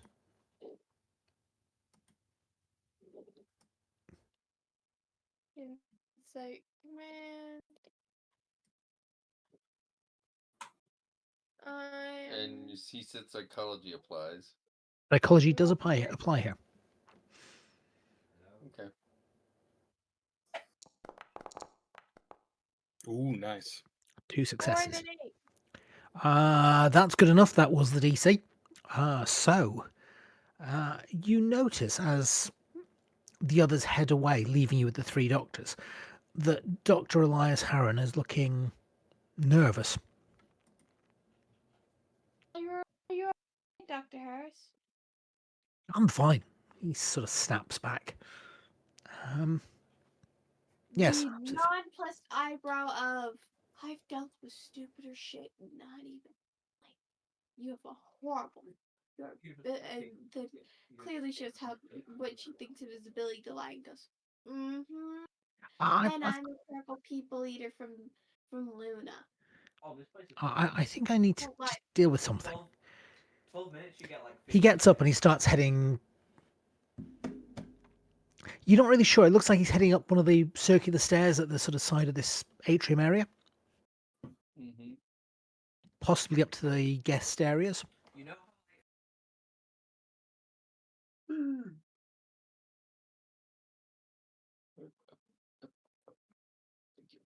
Okay, but anyway.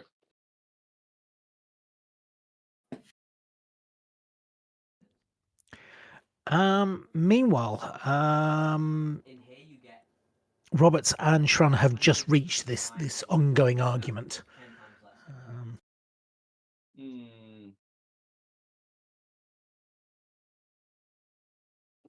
10 times less. Gentlemen.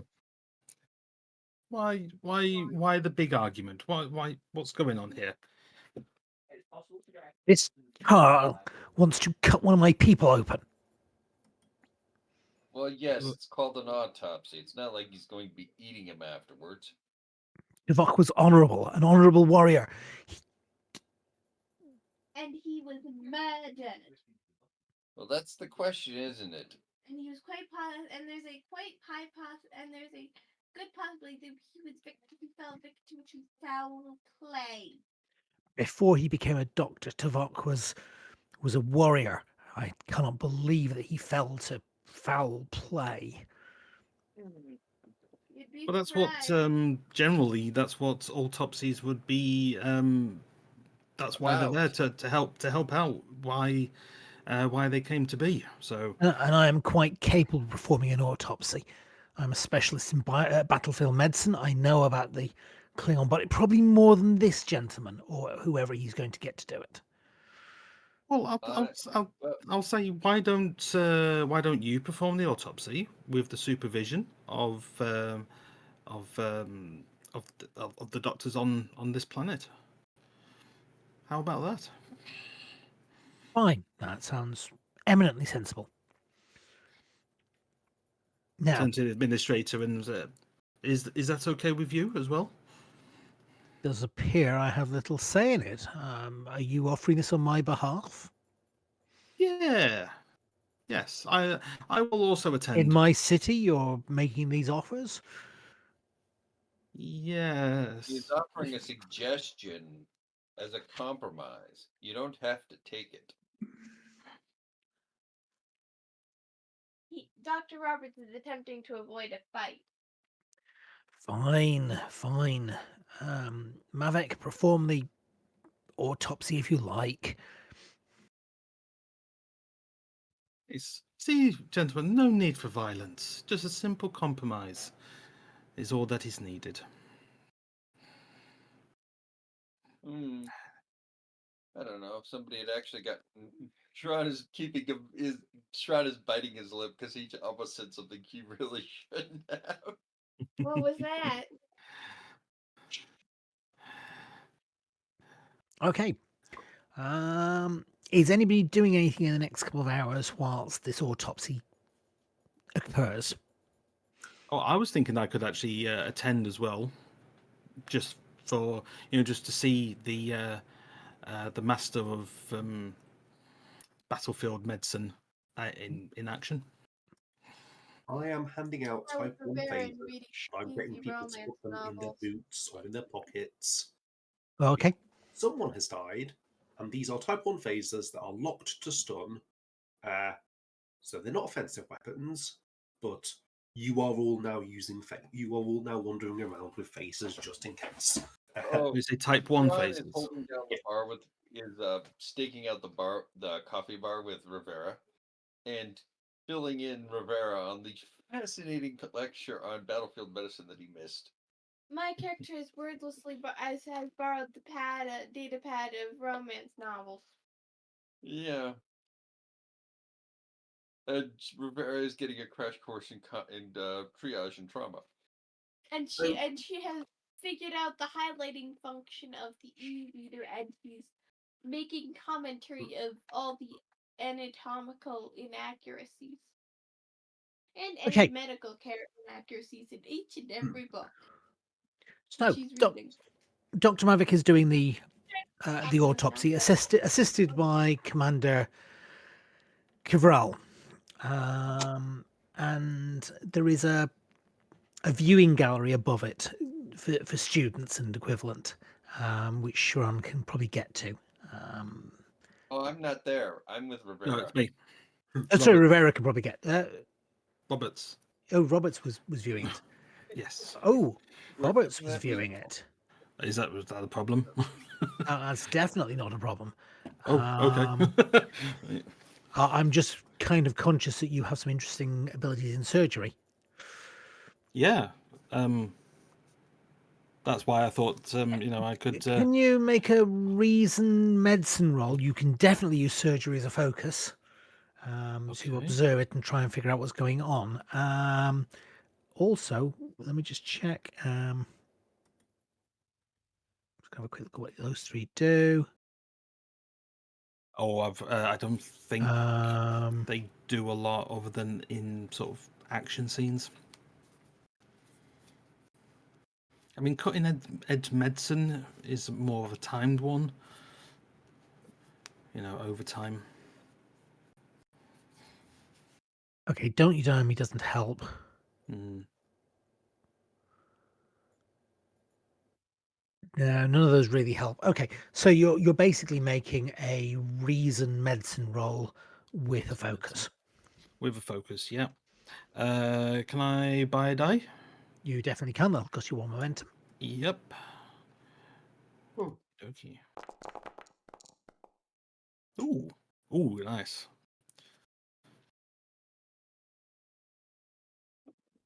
3 successes. 3 successes. Cool. Okay. So the things you will spot while watching this. It helps if I hadn't just closed the GM's notes. This episode, GM's notes. First thing you'd spot, It's two successes for the basic information, one further success for additional information. So, do you want to get the additional information, or do you want to add one to momentum? Oh, I'll get the additional information. So yeah, we went down to 1 because I bought a die. So then, so we just add 1 momentum because I spent the 2 successes for further information. Okay, Dr. Maverick seems fairly Yeah. very competent, in fact. He is missing 3 fingers from his left hand, which means that he does most of his surgery work right-handed. He's a genius.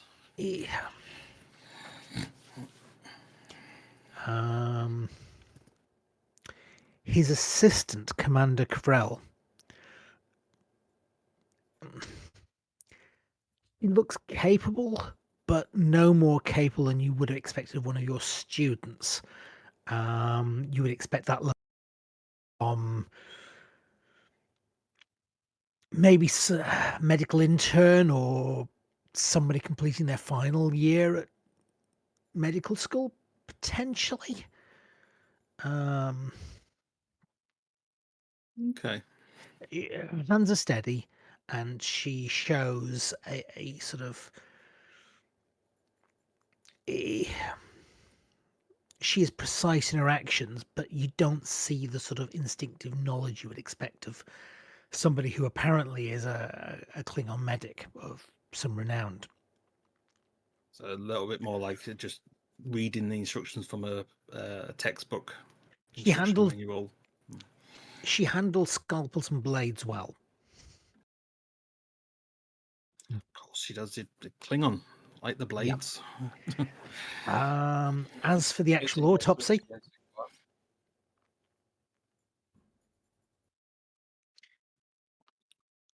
there is bruising, which would suggest a fall. But looking at the bruising, you suspect the level of bruising isn't what you'd expect. In fact, you suspect it might well have been post-mortem bruising. Ooh. Oh. So that would suggest either death and then thrown over, and the ground would have made the bruising post-mortem. Yep. And from what you can see, assuming that the bruising is not the cause of death, you can't, from where you're looking, see any obvious cause of death. Okay.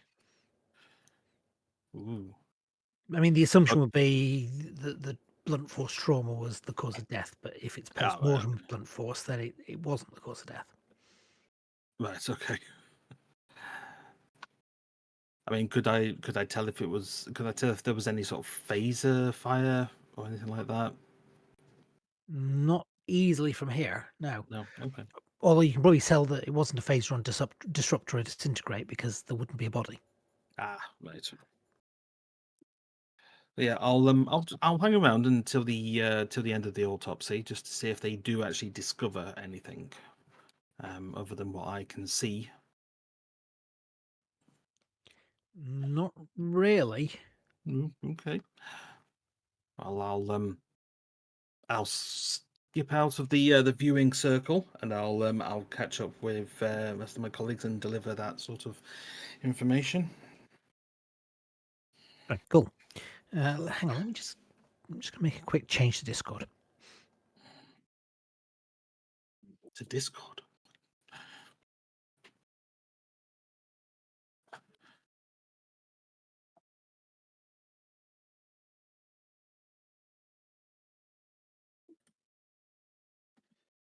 Yeah, I changed to push to talk because Rupert was making a lot of noise, but he seems to be quiet now, so I'm moved back from push to talk to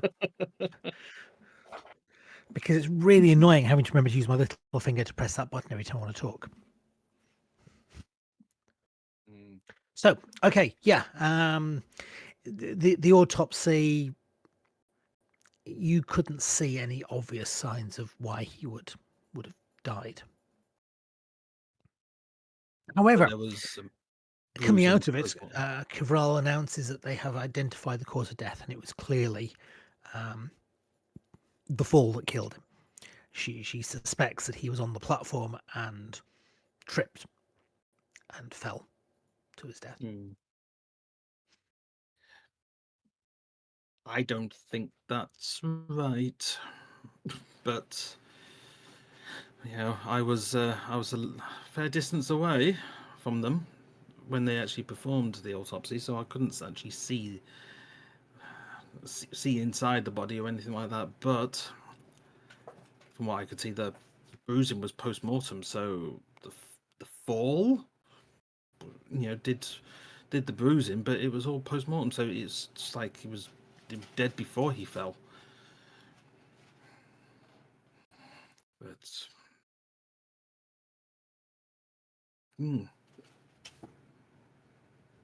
do you guys do we want to take this any further?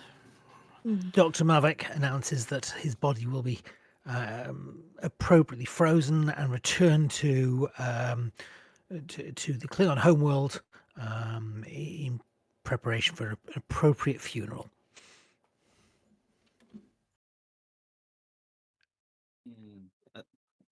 And the administrator is okay with this? Yes, the administrator is absolutely fine with this. Okay.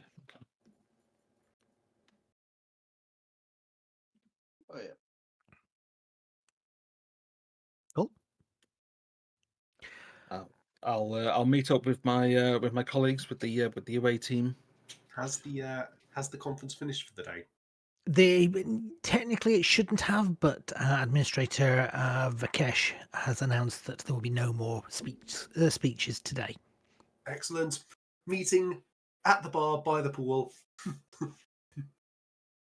Cool. Okay, so you're all at that bar. Are you doing anything that night? So I've got images of like Lincoln with like a Hawaiian shirt and a big drink. Big like. And a fruity drink with umbrella in it. Yes. It's got to have the umbrellas. Yeah. Literally just about to jump in the pool and is like, so this murder thing, do we need to worry about it? What was the autopsy like, Robert? It was. They came to a decision, and I don't think it's right. They think he tripped and fell. I think he was killed before he fell. Either way, falling did some damage, but if you're dead before you fall, the damage is done, isn't it? Really. So potentially we've got murder about, which not ideal, but yeah, we've been in more dangerous situations. No obvious stab wounds, phaser burns, disruptor burns. None of not that I could see, not from that distance. But the two that were doing the autopsy, they were pretty much in there, and if they didn't see anything, they wouldn't have. They pull blood for a tox screen. Did they pull any blood for further testing?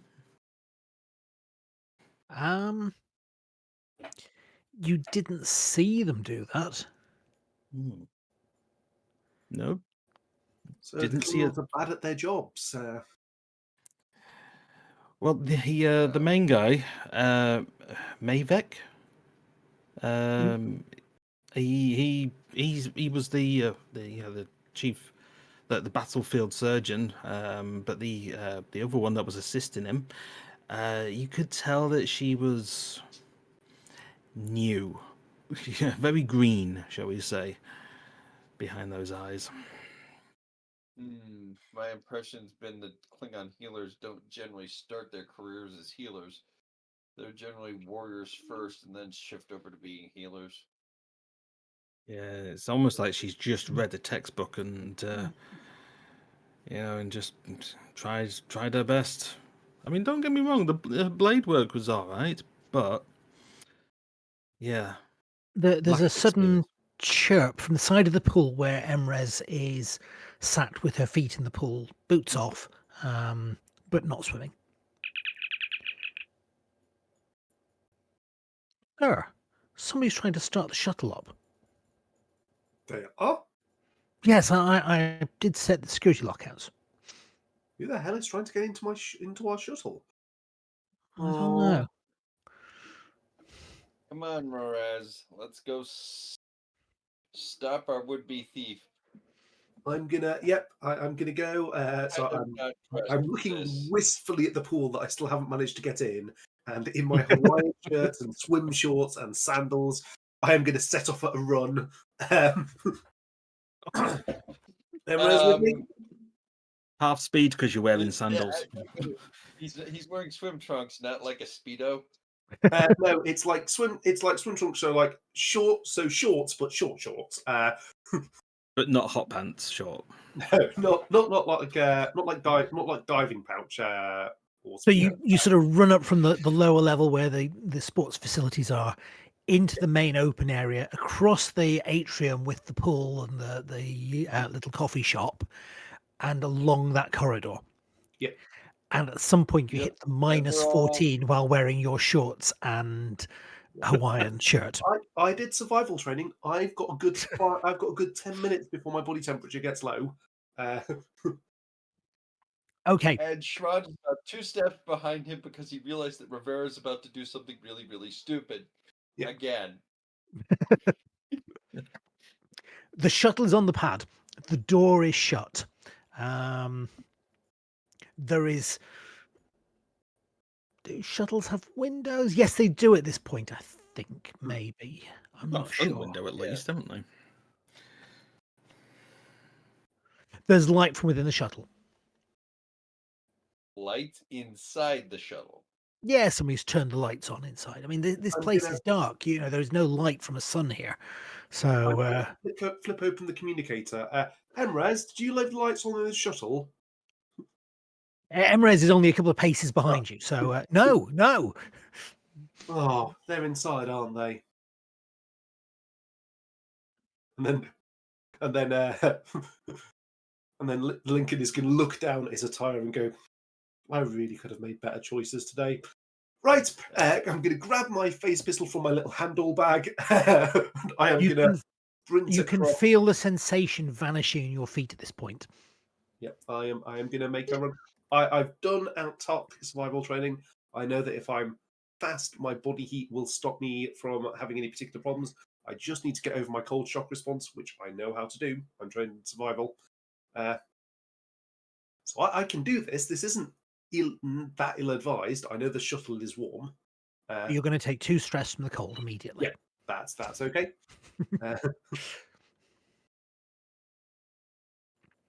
Okay, so what are you doing? You said it's okay, and then you sort of cut off. So it's okay. I've trained for this. I know what I'm doing. So yeah, I am running up to the shuttle just to make sure that we don't get shuttle napped. And when you get to the shuttle, I want to use. I would like. Is Emrez and Sean coming with me? Oh, yes. Mostly to keep Yes. you from freezing to death. Yeah. In The that case, paperwork's incredible. Emrez can open up the shuttle for me, and then I will enter first. oh, cool. Okay, Emrez will punch in the override panel code. And then I am going to throw myself in combat roll into the shuttle and come up with weapon drawn.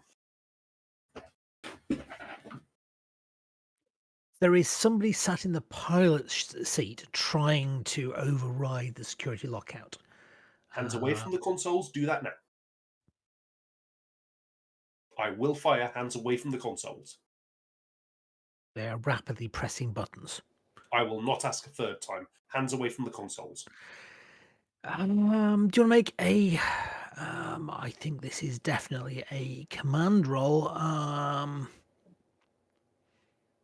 Daring. Daring command. Yep. Lincoln is like, if you do not do. Oh, hang on. Could I take? Oh, Could you? 2 successes, though. I forgot my focuses. I don't think I've actually got a focus that applies here. Yeah. So No, you don't. I don't think any of them work. I was about to say, Which- can I assist him somehow? If you tell me how you're assisting. I would do as he says. I don't recommend a phaser stun hangover. Yeah, that sounds a reasonable assist. In which case, And it's going to be command again, but that sounds more reason. You're using logic to suggest this. So that sounds can I reason. apply doctor's orders Yes, you can. Yay. so I can roll medicine? Yep. Okay.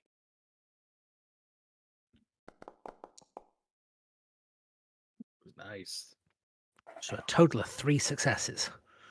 Okay. The gentleman raises his hands away from the thing, and you can have an extra 1 momentum. You're up to 3 momentum.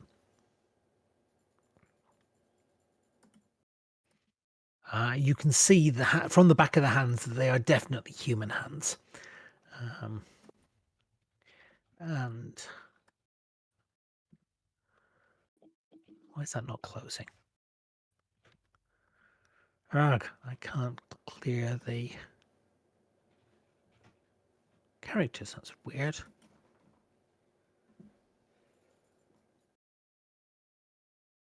Actors. Is that because the momentum to the pool thing is above it? Yeah.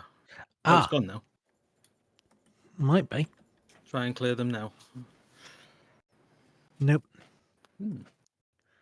Okay, well, they're stuck there. Which is a bit odd, because I was going to show you that Elias Harron is steps up from the... Can I do it this way? Yes, Elias Harron sort of steps up, turns, faces you with his hands raised slightly. Doctor, why are you trying to steal our shuttle? I need to get away. Why?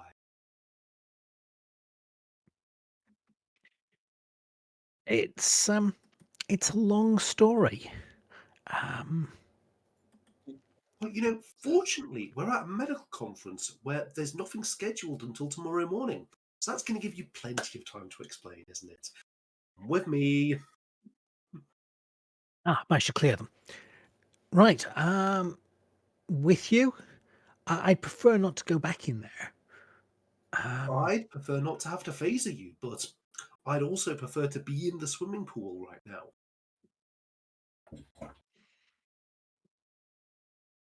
So you want to go back into the conference? I mean, unless you want to sit here and explain yourself here, we can. There's these nifty little bench seats. That sounds more sensible, actually. Yes, I'd quite like to. We can do that. I'm just going to call everyone else to come to the shuttle. Would you like to come with me while you think up a very good explanation for this? Yes, that sounds good. I'll have a cup of tea. And we've presumably got a little tiny galley that I can make very bad tea or very bad coffee in. Yes, yeah. Oh, hang on. Are you in the medical shuttle? That seems unnecessary. I think we're just in a normal shuttle. Normal shuttle. You probably don't have a galley in that case. Actually, the shuttle. Yeah, let's say it does have a galley. Yeah. Okay. We probably have survival rations somewhere. Yeah. It's designed to have an endurance of anything more than about 12 hours, then they should have some way to make drinks. Okay, yeah, you go away to make coffee, tea, whatever, drinks. Right. Stealth bombers have missing endurance around 48 hours, and they have kettles and things in them, coffee machines. Well, in that case, there is indeed a coffee machine or a way of making a drink. Once you've passed him the drink, he clutches it. I think somebody might be trying to kill me.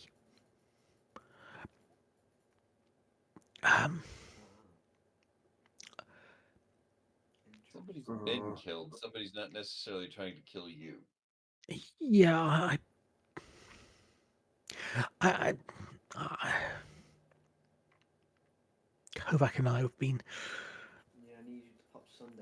Kovac and I had an agreement But now he's dead. Agreement.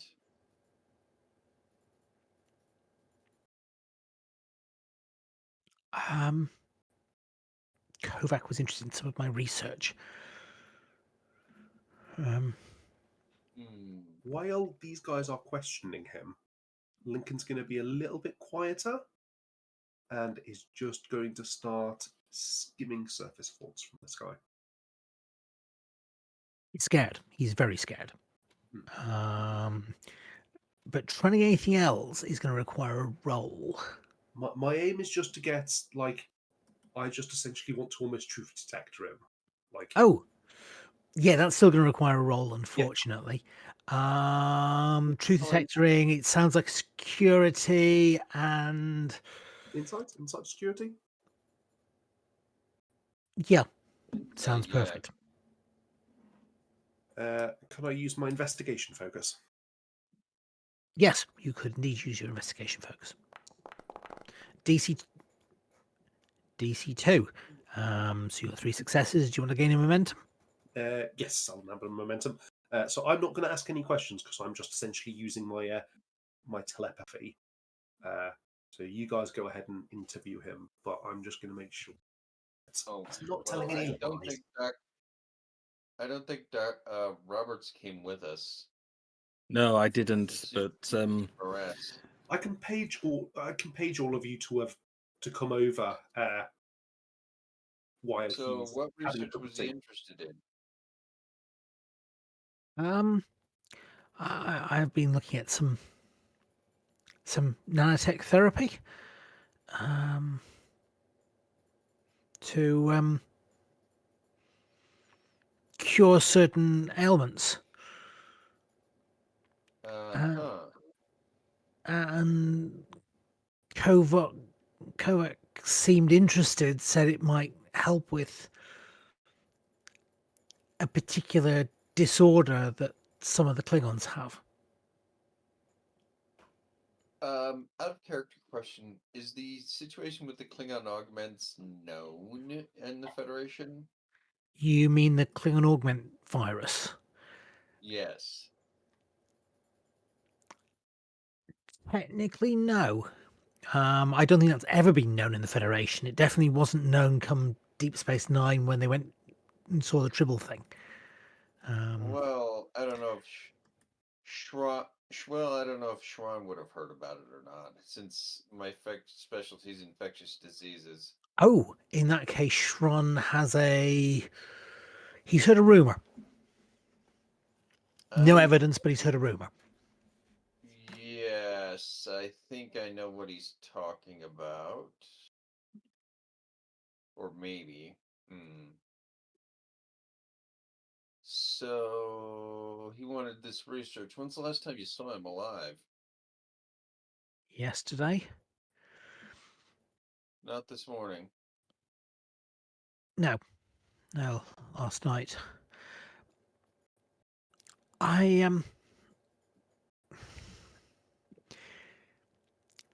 Yesterday he gave me some data on the Klingons suffer this thing called the augment virus. It's complex. It's a hybridized form of the Levidian flu.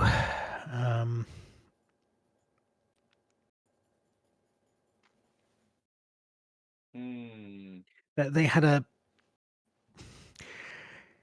were doing some work on genetically modified human embryos, and it's complicated. They ended up creating a virus by accident that was going to kill off a large number of Klingons, and they found a way of stopping the virus, but the effects it already had have changed some Klingons so that they're not the way they should be. And Kovac felt that my nanotech could turn these Klingons back to the way they were meant to be. Fix the disorder. I can see why somebody might want him dead over this. He cut. Yeah, it's just my If name. if he knows his Rivera's being quiet, he's gonna let Rivera be quiet because yes, I know you're a Betazoid. So You're fairly sure, Craig, or at least Rivera is fairly sure that although he is telling the truth, he is being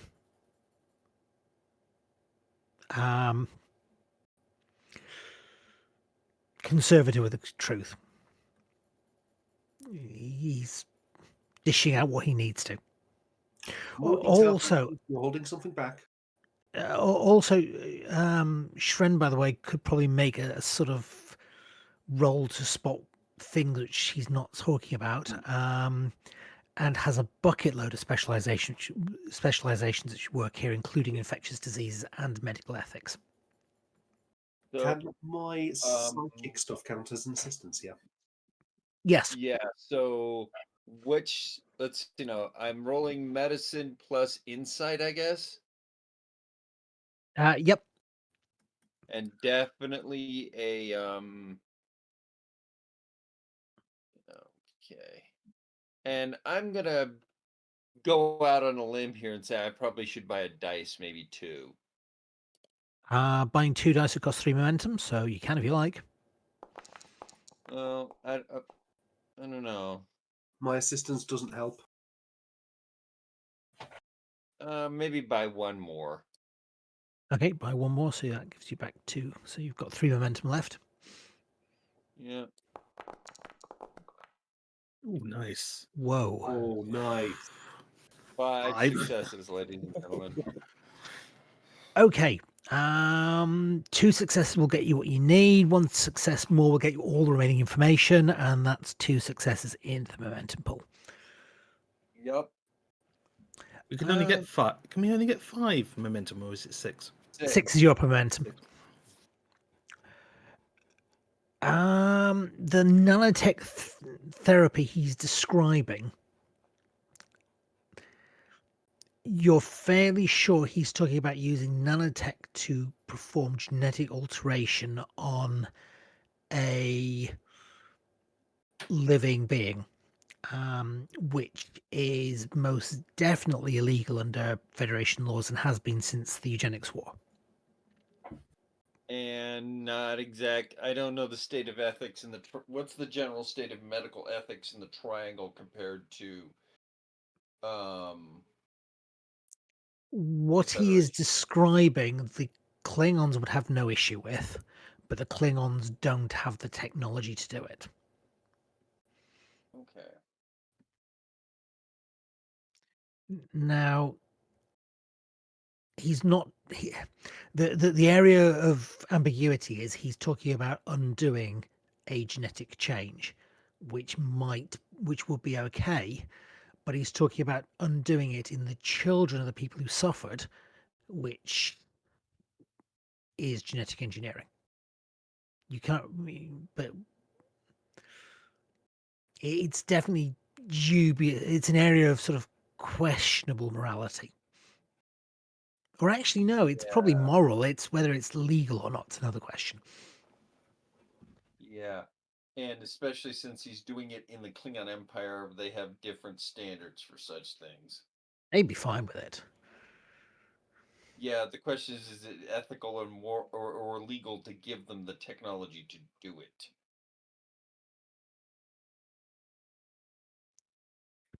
At this point, he's clutching his tea quite tightly. Anyway, I don't quite understand why Kovacs died, but he seemed fine yesterday, and I can't imagine he tripped.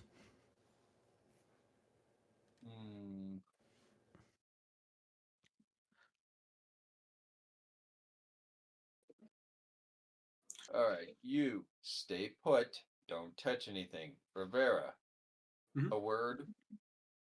Yes, sir. And he's going to take Rivera back to the back of the shuttle and very quietly break this down to the kindergartner level for Rivera. Like, Rivera's not stupid. He's got a degree.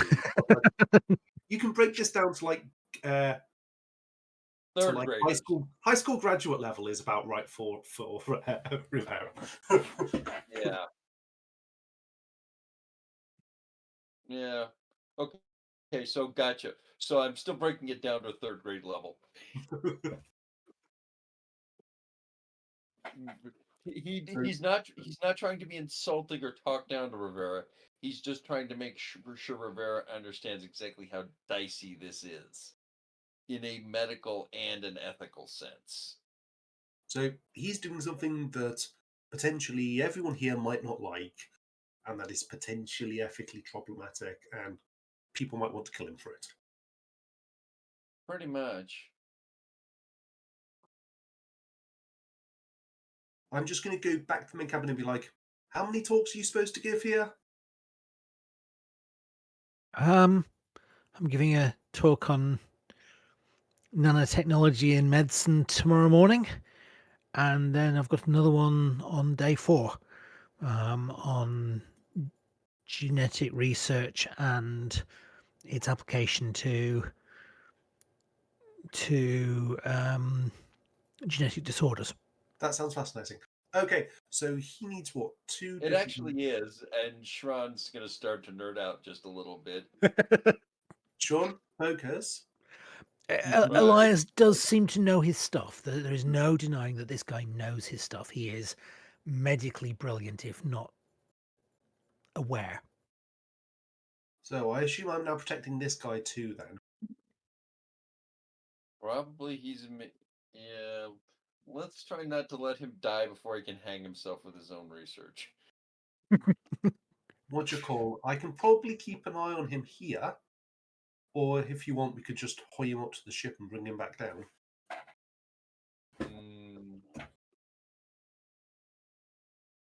No. Someone would notice if he disappeared from the conference. Okie dokie. Well, we can sort that. I'm going to poke my head back out. You, how good are you at swimming? He quickly shoves something in his pocket. Swimming? Oh, no, you did not. What you put in your pockets? What? And I'm just going to go across to him. I'm just going to grab his wrist and like... There's a small data rod there. Yoink! That's my research. Fella, I've got something for you. I says, oh, joy. And Shran will just walk over, take it from Rivera's hand, and pop it in the console and have a quick look. It is a very... It's all his research. There are various trials. There is the science behind it. There is a paper that he wrote and then probably had second thoughts about it when he realized that ethically it was, well, at least legally, it was frowned upon. That it was right on that borderline between something which is ethically okay and ethically not. But he probably realized that. But he's basically got all his research here. He's downloaded it from a computer and he's stuck it on a memory stick or a memory rod. Okay. Oh. Quietly make a copy of this, just in case it's relevant later. So, It is absolutely brilliant. Looking at it, it is absolutely brilliant work. I'm going to clap him on the shoulder and go like, congratulations. You now have some diplomatic protection. Well done. I'm going to be your bodyguard. If you get yourself killed, I will be extremely annoyed. And you'll have to do a lot of paperwork. Oh, please don't tell me about the paperwork. That annoying petty officer in comms is already chasing me. Of course, there is also the question, looking at this research, he has designed nanotech that will rewrite the genetics of a person whilst they are alive. In the hands of somebody reckless or less interested in curing a genetic disorder, it could do horrible things. Not my fault. Yeah, this shit's lit stick of dynamite, isn't it? Yeah. But yeah. Quick question: are there shields around this place?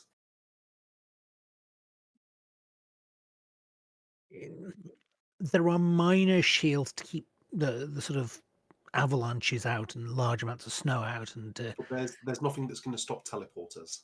no, and to be honest, there's nothing which is going to stop ship's weaponry either. I'm just gonna type up a report before we leave the shuttle, and essentially advise the ship that I think we should be thinking about intercepting any ships that come near if they were to try to get a transporter lock on him. Yeah. Just in case someone knows what he's doing and decides they want to do a little bit of kidnap. It would There be are really several annoying other if I was trying to protect him and he just disappeared into some wavy lights. Okay, just so you're aware, there are over 30 other ships in orbit at the moment. Yeah. This is an inhabited planet with a fairly healthy Commerce. economy and commerce. The Oddie So- can keep a lookout for anyone getting a The- transporter lock on him, though. the vast majority of them are Orion ships. There's some independent ships, and there are the odd Federation, Romulan, or Klingon ship.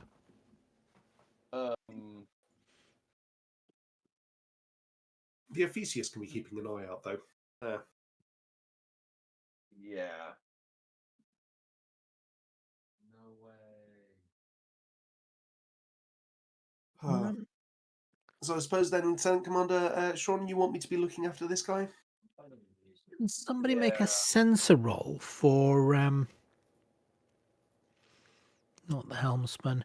I'm guessing probably for Julia Williams, who's the operations officer and probably on sensors at the moment. Mhm. So that will be an insight science roll, and I'm guessing Cassie because that's Cassie's secondary character. Sit up. Cassie, sit up. You get to do a thing. What do I do?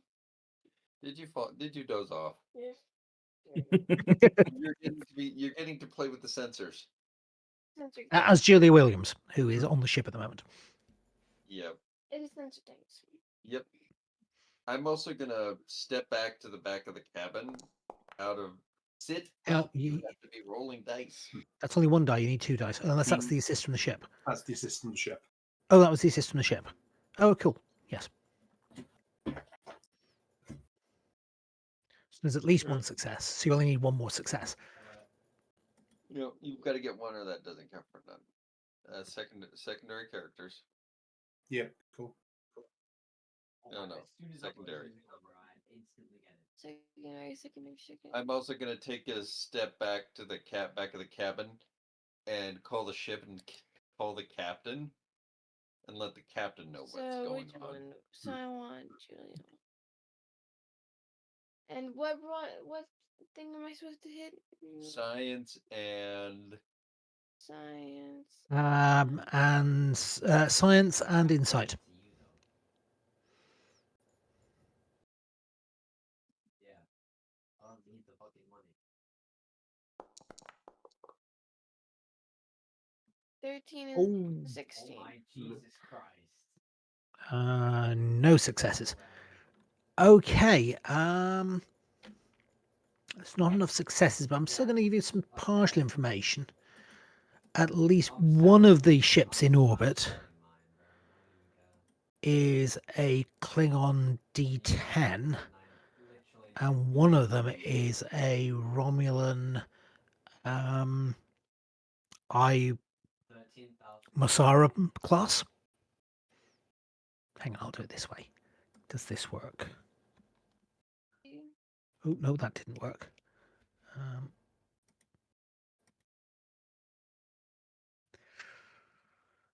I'll drag them onto the thing. And then I can share them. So one of them is one of these things. Ooh. oh, And one of them is one of these things. That was bigger. I wasn't expecting it to be that much bigger than the other one. I think I'm going the wrong way. I might Well, be blind, yeah. are you Are pulling they pictures from the old FASA books? They are indeed pictures of the old FASA box. are they to Yeah. scale?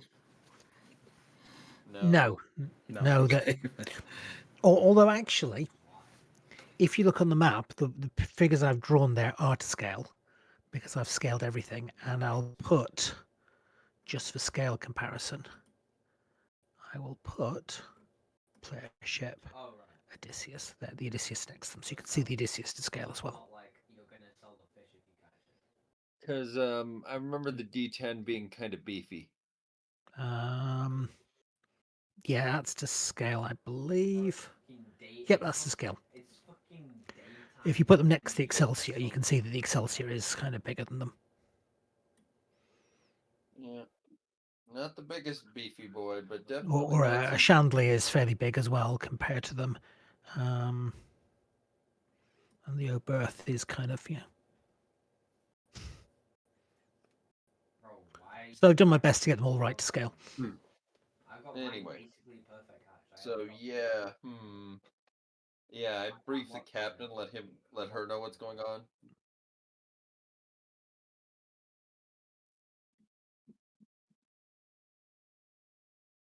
Fish knows it better be caught. Okay. Not good. Sometimes it's good to check in with command. Andrew, the captain's, of course, one of your characters. Are you doing anything unusual based on this? I'm just wondering whether to beam my my crew up and just get everyone in one place, really, and get everyone on the correct stations where they should be. What do you reckon, guys? Do you think get everyone up on board? No, Leah, I swear, if you lose this, Leah, we don't have any Leo, evidence that this Leo, is connected no yet. I mean, my plan, Captain, is essentially to stick him close to me for the entirety of the conference, apart from when he's speaking. Okay. Cool. Yeah, we'll sort of play it cool at the moment. You know, we'll ready shields if needed. You know, got the tactical officer. We're ready. Just finger over the shields just for anything that goes wrong. It might be worthwhile if I could suggest maybe maintaining a transporter lock on him. Ooh. And then we could pull him out if needs be, or if it looks like someone else is trying to pull him out with a transporter, we might be able to get there first. Yeah, that's a good idea. Yeah, let's maintain a transporter lock. Cool. Okay, but you're returning to the conference. Yeah. Yep. Okay, I'm just looking at the time. Okay, I'm going to probably move fairly quickly on this next bit. So that night, you are keeping him close to you, and in the middle of the night, and I'm assuming, knowing Lincoln, that you have set up some form of sensor around here. Yes. And because I don't have an appropriate map, I'm going to use the crew quarters from the Odysseus as our map.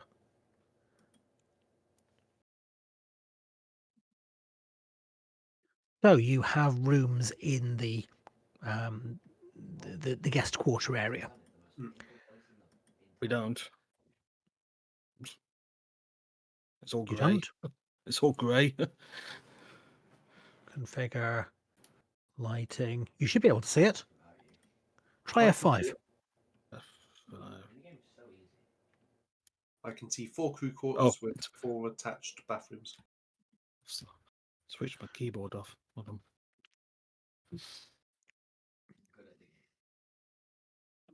Aha! There we go. So let's stick Dr. Elias Harron on here.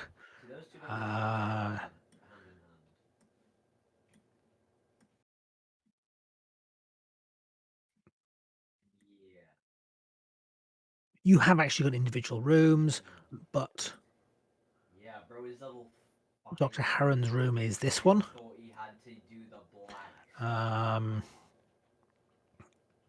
And I'm presuming from the description that Lincoln is going to be in the adjoining room. Yeah, but you were level like. Is 5 that room adjoining? As in, is there a door between them? There is no door between them. Lincoln's going to be in that room with him. Oh, okay. Oh, well, that makes it easy. Lincoln can take one of the chairs. Will curl up in his pants with a blanket. But this guy isn't getting out of his sight if there's a credible threat against him. Your sensors warning you about people entering the area go off in the middle of the night. I'm going to go over to him. I'm going to wake him up. I'm going to get him underneath that bed. Okay, And then I am just going to stand in that side of the room. Actually, no. Why am I getting him inside the bed? He's going to go into the bathroom, and I'm going to lock the doors. Cool. Okay. You hear muffled through the wall the sound of a series of beeps, as if somebody is trying to override the codes on the door. Yep, no, I'm good out. I mean, I've locked him in the bathroom, so he should be safe in there. And then I'm interested in what these guys, in whoever the mystery people are on the other side of the door. I'm interested in what they do. Do they immediately come in and like vaporize the bed? Dr. Marvick comes in, having overridden the door with Commander Kavral immediately a step behind him, the two leaders of the Klingon group. You said he was under the bed. Sorry, you said he was in the court, in the shower area. In the bathroom with the bathroom locked. I'm going to say, I don't think the doctor was quite expecting a house call this late. As they come in, Dr. Maverick is holding some sort of long-bladed thing, not a bat'leth, and Commander Corral has a Klingon disruptor in hand. Like a detang or something. I have my weapon drawn too. It looks like some sort of medical instrument he's using, but it's on his hand. It's sort of, well, hang on. It is shown in the picture. It's Oh yeah, like I'm on something. I assume that's Wolverine. not a medical tricorder, Doctor. no, that's clearly not a medical tricorder. That one down. Coward, where are you? Come here. Yes. Words and all that. I mean, Actually, as you speak, he spins round to face you, and I got the lags. is this an action scene? it is probably an action scene. I am spending 2. You need to spend an additional 2 threat in order for him to go first. Okay, 2 threat spent, plus the normal 2 threat for him to go first, so that's 4 threat in total. And that's not for him to go first, that is for Commander Corral to go first. And she will... I think you are already taking evasive action. Yes. Just based on the nature of what you have described, you are ready to take evasive action and have cover. They're ready. I have my weapon out. I'm going to dive into cover if I think she's about to fire on. In which case it becomes an opposed roll against your daring security, if I remember correctly. No, controlled security. Against your controlled security. Control security. Can I buy an extra dice, guys? There is 5 I'm minutes fine in with there. that. We've got 5 momentum. Use it. Use the force, Luke. I might buy a second dice as well. No, I'll save that for when I fire back. Something tells me that her focus in hand-to-hand combat does not help when it comes to firing a disruptor. It's just a belief. Would my survival focus help me with the diving into cover? Yes. Yes, it will. No, but small unit tactics will. Small unit tactics will. Fantastic. I've got a focus. I've bought a dice, so that's now up to 3 dice. Yeah. Go on, I will buy a dice. So it's opposed roll. That is 4 successes. Nice. She's only got 3 dice. She's not going to succeed at this, is she? Yeah, she might get a like one or two. She's not going to succeed at it because she has no appropriate focus, and she's only using 3 dice. Happiness, conception, comes down and then goes. She'd have to. So she needs to roll at least 1 to have any chance. Yep. Just roll to Well, see she if she doesn't. screws up. 2 with a complication. I've got an idea for the complication if you want. No, she was a single step behind Dr. Marvek, who has his blades out. She shoots him. She shoots towards you just as Marvek steps forward, blade in hand, and accidentally shoots him in the back. Oh dear. And he goes down, stunned, admittedly. Oh, excellent. Well, I'm going to return the favour. I'm going to stun the shit out of her. Is there? Okay. Just a question: is there a chance that the weapons fire wakes up the rest of us? I think so. Yeah. Yeah. We're getting shot. Yeah. Yeah. I would think there's a good chance. What does a disruptor actually sound like? Disruptor. Yeah, that's probably going to wake you. You hear that sound. For security, using my focus in hand phasers, I'm going to stun her. You are. 1 success. 1 success, you're not going to stun her. Remind me, what do values do?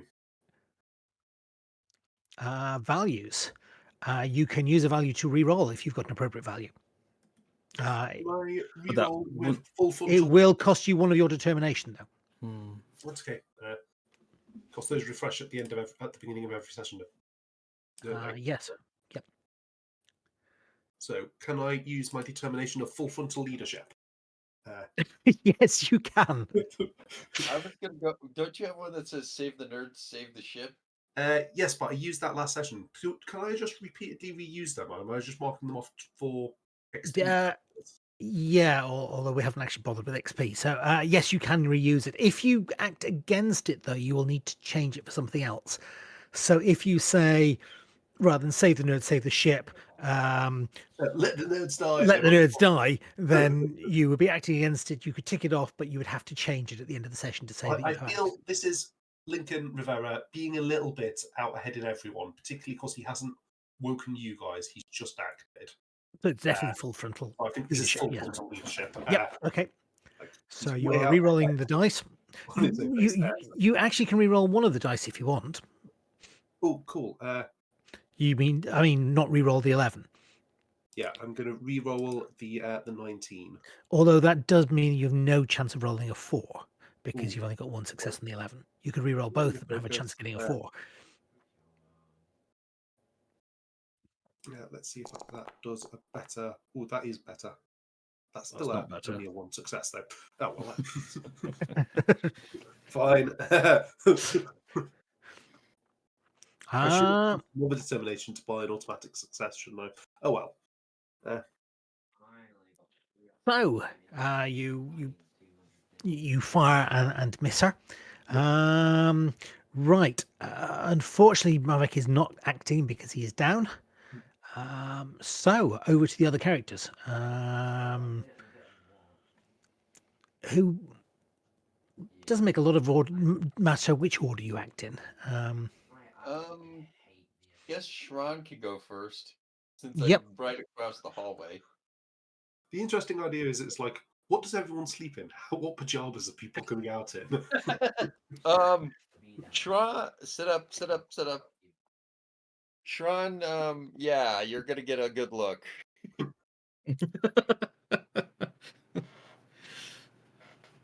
Shran grabs his phaser and opens the door and sees weapons fire and somebody he doesn't know standing in the doorway to that room.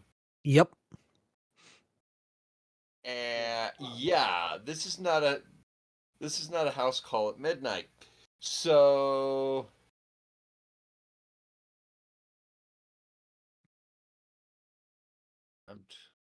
momentum for an extra die. It's worth it. The music gave you extra luck. Oh, I was just gonna go threat for an extra die.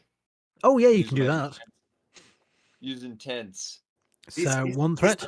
Is the threat because of how little you're wearing coming straight after that? Well, that's part of the shock and awe. Yes. Yeah. I mean, if you really want, if it was broad daylight, then I would be buying 3 die. Then I would be spending 6 threat to give 3 extra dice. But it's dark.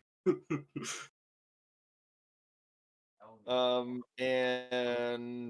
I'm gonna say that's probably daring security. Yes, it is. Yep, you're firing a hand weapon. It's daring security. Okay, that's fine. 3 dice. Oh no, sorry, no. It's controlled security. Daring security is hand to hand. Controlled security is firing ranged weapons. Okay, that's okay. For what I've been through. And 3 dice. No focuses that would actually help. I'm shooting someone, not stabbing him. But Whoa! you got a 1. Nice. I got Ah. 3 successes. You needed 2, so that's an extra 1. I also generate Some bonus you need to use immediately, if I remember correctly. right. Can we use the bonus to say that there is a convenient potted plant? You might yes.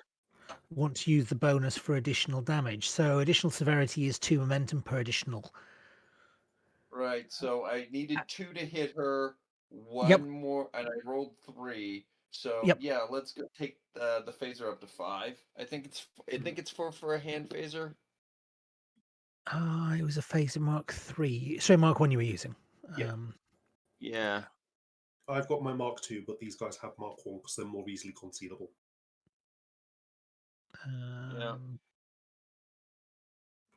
Don't you already have one on the character? No. Okay, I'll just shove it on the character and then we can see what damage it does. Crew equipment. Phaser type 1. Drag it across. Right. So is mine. And then click on There it. we go. Okay, yeah. So that would take me up to 4 stun damage. Okay, she is still standing, but you did shoot her in the back. There is a cry of pain. She waves a little bit, but does not fall. That's impressive. All right, who's next?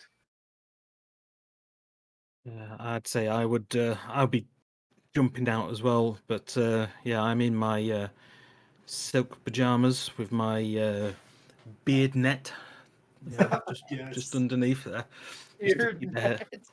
Yeah. I think having got to the door, you probably can't see her. She is, looking at that angle. She's actually in the other room. Mm-hmm. It would take it. What's going on? What's going on?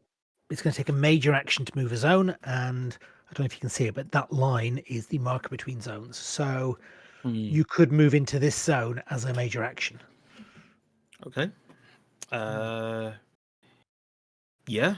I'll So you in your action, you can't actually get a line on her, a bead on her, unfortunately. Yeah. So I'll run into into that zone. Yeah. Okay. And Kennedy. Sorry.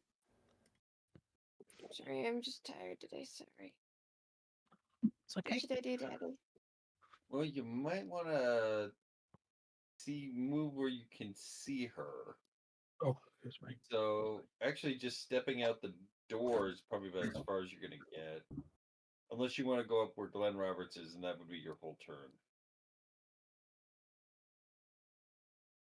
The one thing worth mentioning about Glenn's position is there is no cover. If she fires on him, he is in the open. I didn't see where she was. So. No. I'm going to come up behind.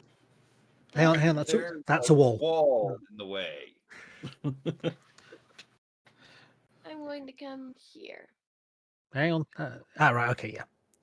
So you've got a view across if she happens to appear in that doorway again. Yup. Cool. Okay, in that case, back to the Klingons. Back to the Ah. top of the round. It doesn't necessarily have to be the Klingons unless you want to spend more momentum. Ye- Mm. Yeah, but it's going to be one of the Klingons that acts first. It's not going to be the unconscious one this time. Can I spend some momentum to try and go first? Is that a thing? I can't remember. Technically, no, you can't. No. But Cassie can spend some momentum to choose the next person, I believe.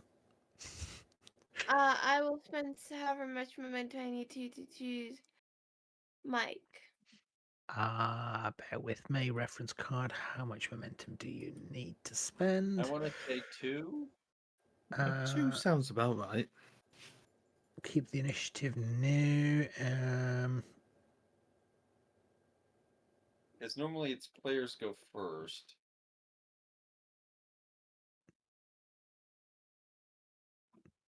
Oh, it's keep the initiative, isn't it? Pass the next turn to an ally and say, yeah, it's 2. Now I'll have a look and see how much momentum you've actually got. 4. 4. Well, So- you can spend 2 of it to keep the momentum. So that's 2 of the momentum gone. I would What are you like- doing? I want to. So I've taken cover behind this table Klingons here, busted into the doctor and the one guy in Rivera's room. and I would like to come out from And cover one- behind that one- table and take a I'll flying take it leap back at her. to the 20. Oh, cool. Okay. That's daring security. And I want to. I want to. I want to go straight into like rugby tackle, wrestling lock. Oh, Mind you, I don't think I've got. Would small unit tactics cover this? no. No. I am going to spend. I'm going to spend a determination with full frontal leadership, though, Yep. which I think still applies to get an automatic success. So I'm using the determination. I drop down the number of dice by 1, don't I? Yes. Are you spending? Oh, I was going to say, are you spending Holy! Nice. 3 successes? Yeah. 4. Would have been 4 if you had a focus, but you don't. I don't have a focus. Yeah, Well, I'm not a no, punch no. monkey. Okay, yeah. 2. Okay. Okay. You're right. That hits. You only needed 1. So, what are you doing with the extra 2 successes? Can I use the extra 2 successes to immobilize her? Or get that weapon away, or like. Yes, you can use one of the, you can use the extra 2 successes to get the weapon away. Yes. Yeah. And I just want to kind of down. I'm trying to immobilize her, and I've got the weapon away. Yeah, you leap on her, grab her, push her to the ground, and get her hands behind her back. And strange enough, an arm lock works just as well on a Klingon. You are Right, not the and- sort of house call I wanted at 3 a.m. in the morning. Release me, Federation, now! Oh, quiet. Where is the coward? Where is the coward? The coward is hiding in a sensible place. Coward, come here! Ignore that. Sean Oh, is so just gonna he's come close. out. Sean is gonna come marching out where you're fighting, where it says, Rivera, he just looks at where you wrestling with the Klingon. I said, Rivera? Just a little bit busy. They tried to. Yes, well, is this really the best time to be looking for a date? Yes, very funny. This date tried to shoot our dear doctor friend, and there's another, and managed to shoot her accomplice instead. You are protecting a cowardly murderer who poisoned someone. Yeah. Whatever. Kavok deserved an honourable death, and your coward poisoned him. I mean, I'd say we can sit down and talk like this, like adults, but you're way out from that, aren't you? And Sean is going to go. It says, Roberts. He says, Sean says, Roberts, see what you Yeah? can do for the down Klingon, please. I'm going to go find my pants. Yeah. Put some clothes on, at least bottom half. Yeah, I'll walk up and I'll say, hold on, didn't you say that the cause of death was falling? It's poisoned. That's not what you initially said. That's what we said, yes. We're going to get revenge for Kvok. What makes you think that he poisoned? What sort of poison? I'm really confused. Still being half asleep. She'll describe the poison. It's a manufactured poison. It's not a natural poison. Ah, okay. I am going to let you up. You will sit down in this chair. I will keep my phaser on you and I will stun you if you annoy me. And then we will get the dear doctor out and we will have a conversation. Is that clear, angry Klingon? She nods. Good. And Now go sit in the chair. And as you're doing that, I will help the stunned Klingon and just help him up. Can I call our doctor out to come and be part of this conversation? Okay, yeah, he will come out. So Dr. Harron is sort of stood there, or sat across. Move him out. There you go. How's the conversation Dr. going? Harron, take a seat on the bed out of reach of the angry Klingon, please. Okay, you will take a seat on the bed. Yeah. Coward! She yells at him, trying to reach for her weapon. She does not Okay. have. Yeah. That man, he poisoned Kvok. Yes, we're saying a lot of hurtful words to each other, but let's try and back it up with some evidence. Kvok was my mate. Like, well, that hurts. I'm sorry about that, but our guy said he didn't do it. Really did it. Kvok offered him a cure for the Dorellian flu in return, and the memory crystal with the cure is gone. Clearly, your Targ stole the cure and poisoned Kvok. Please listen to me, Mrs. Klingon. If I have to get down a Vulcan to explain the concept of evidence to you, we will all end up very, very upset. Not to mention, Shrine comes back wearing his pants, carrying, and yes, he's carrying his Ushan torch just in case things get stabby. It says, Dr. Harron is looking absolutely flabbergasted. You thought I killed someone? His eyes are wide. But I couldn't kill someone. I mean, from their point of view, you did disappear after trying to hotwire our shuttle very soon after the death. But whoever killed Kvok would be after me.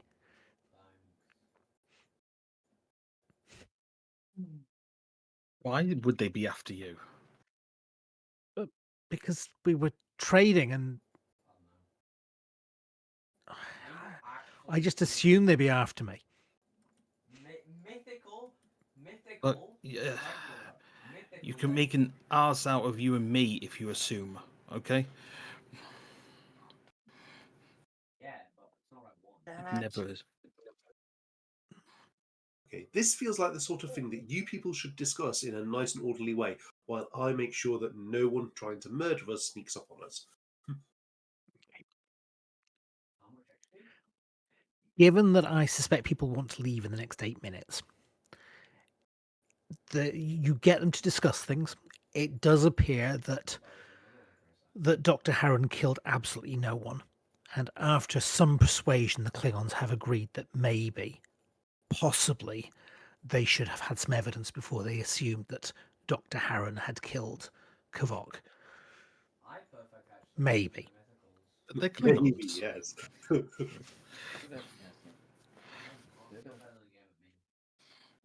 632. Yeah. Sorry. Hmm. Well, Early bed tonight. I'm going to leave you guys to ask some questions, but I'm going to keep an eye out on the door. Do we maybe want to pick it up there next session? I don't Yeah. think there's enough to continue next session because the Romulans are going to leave orbit fairly shortly after that, and there isn't going to be much to investigate here. I'll No. give it to you when you actually get Woo! I can finally get into the pool. But later on in the season, there will be further information on this. But at the moment, it is quite clear that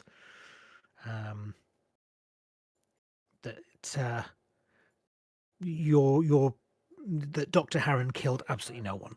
Yeah. And it's also very clear that the Klingons did not kill their own person. So killed by person and persons unknown. Because if I continued it next session, there'd be very, very little to resolve. Okay. So next session we start a new misadventure. Yeah. Sorry, Let I me. was not very helpful. I will bring up the next time so you know what you're doing. Okay. So before we leave the vacation planet, Lincoln at some point definitely does an arc run with. bang, bang. Oh, Oh. funsies.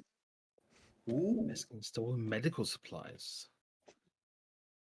Yes. All those sweet That sounds dollars might exciting. sound like- So next session, you're off to a seedy Orion-run trade hub, where greed and corruption fuel a deadly conspiracy. I just got robbed. As a it feels fucking like pet. CD is Those irrelevant. fucking It is like $1 superfluous bills there. was We could have just had a Ryan trade hub.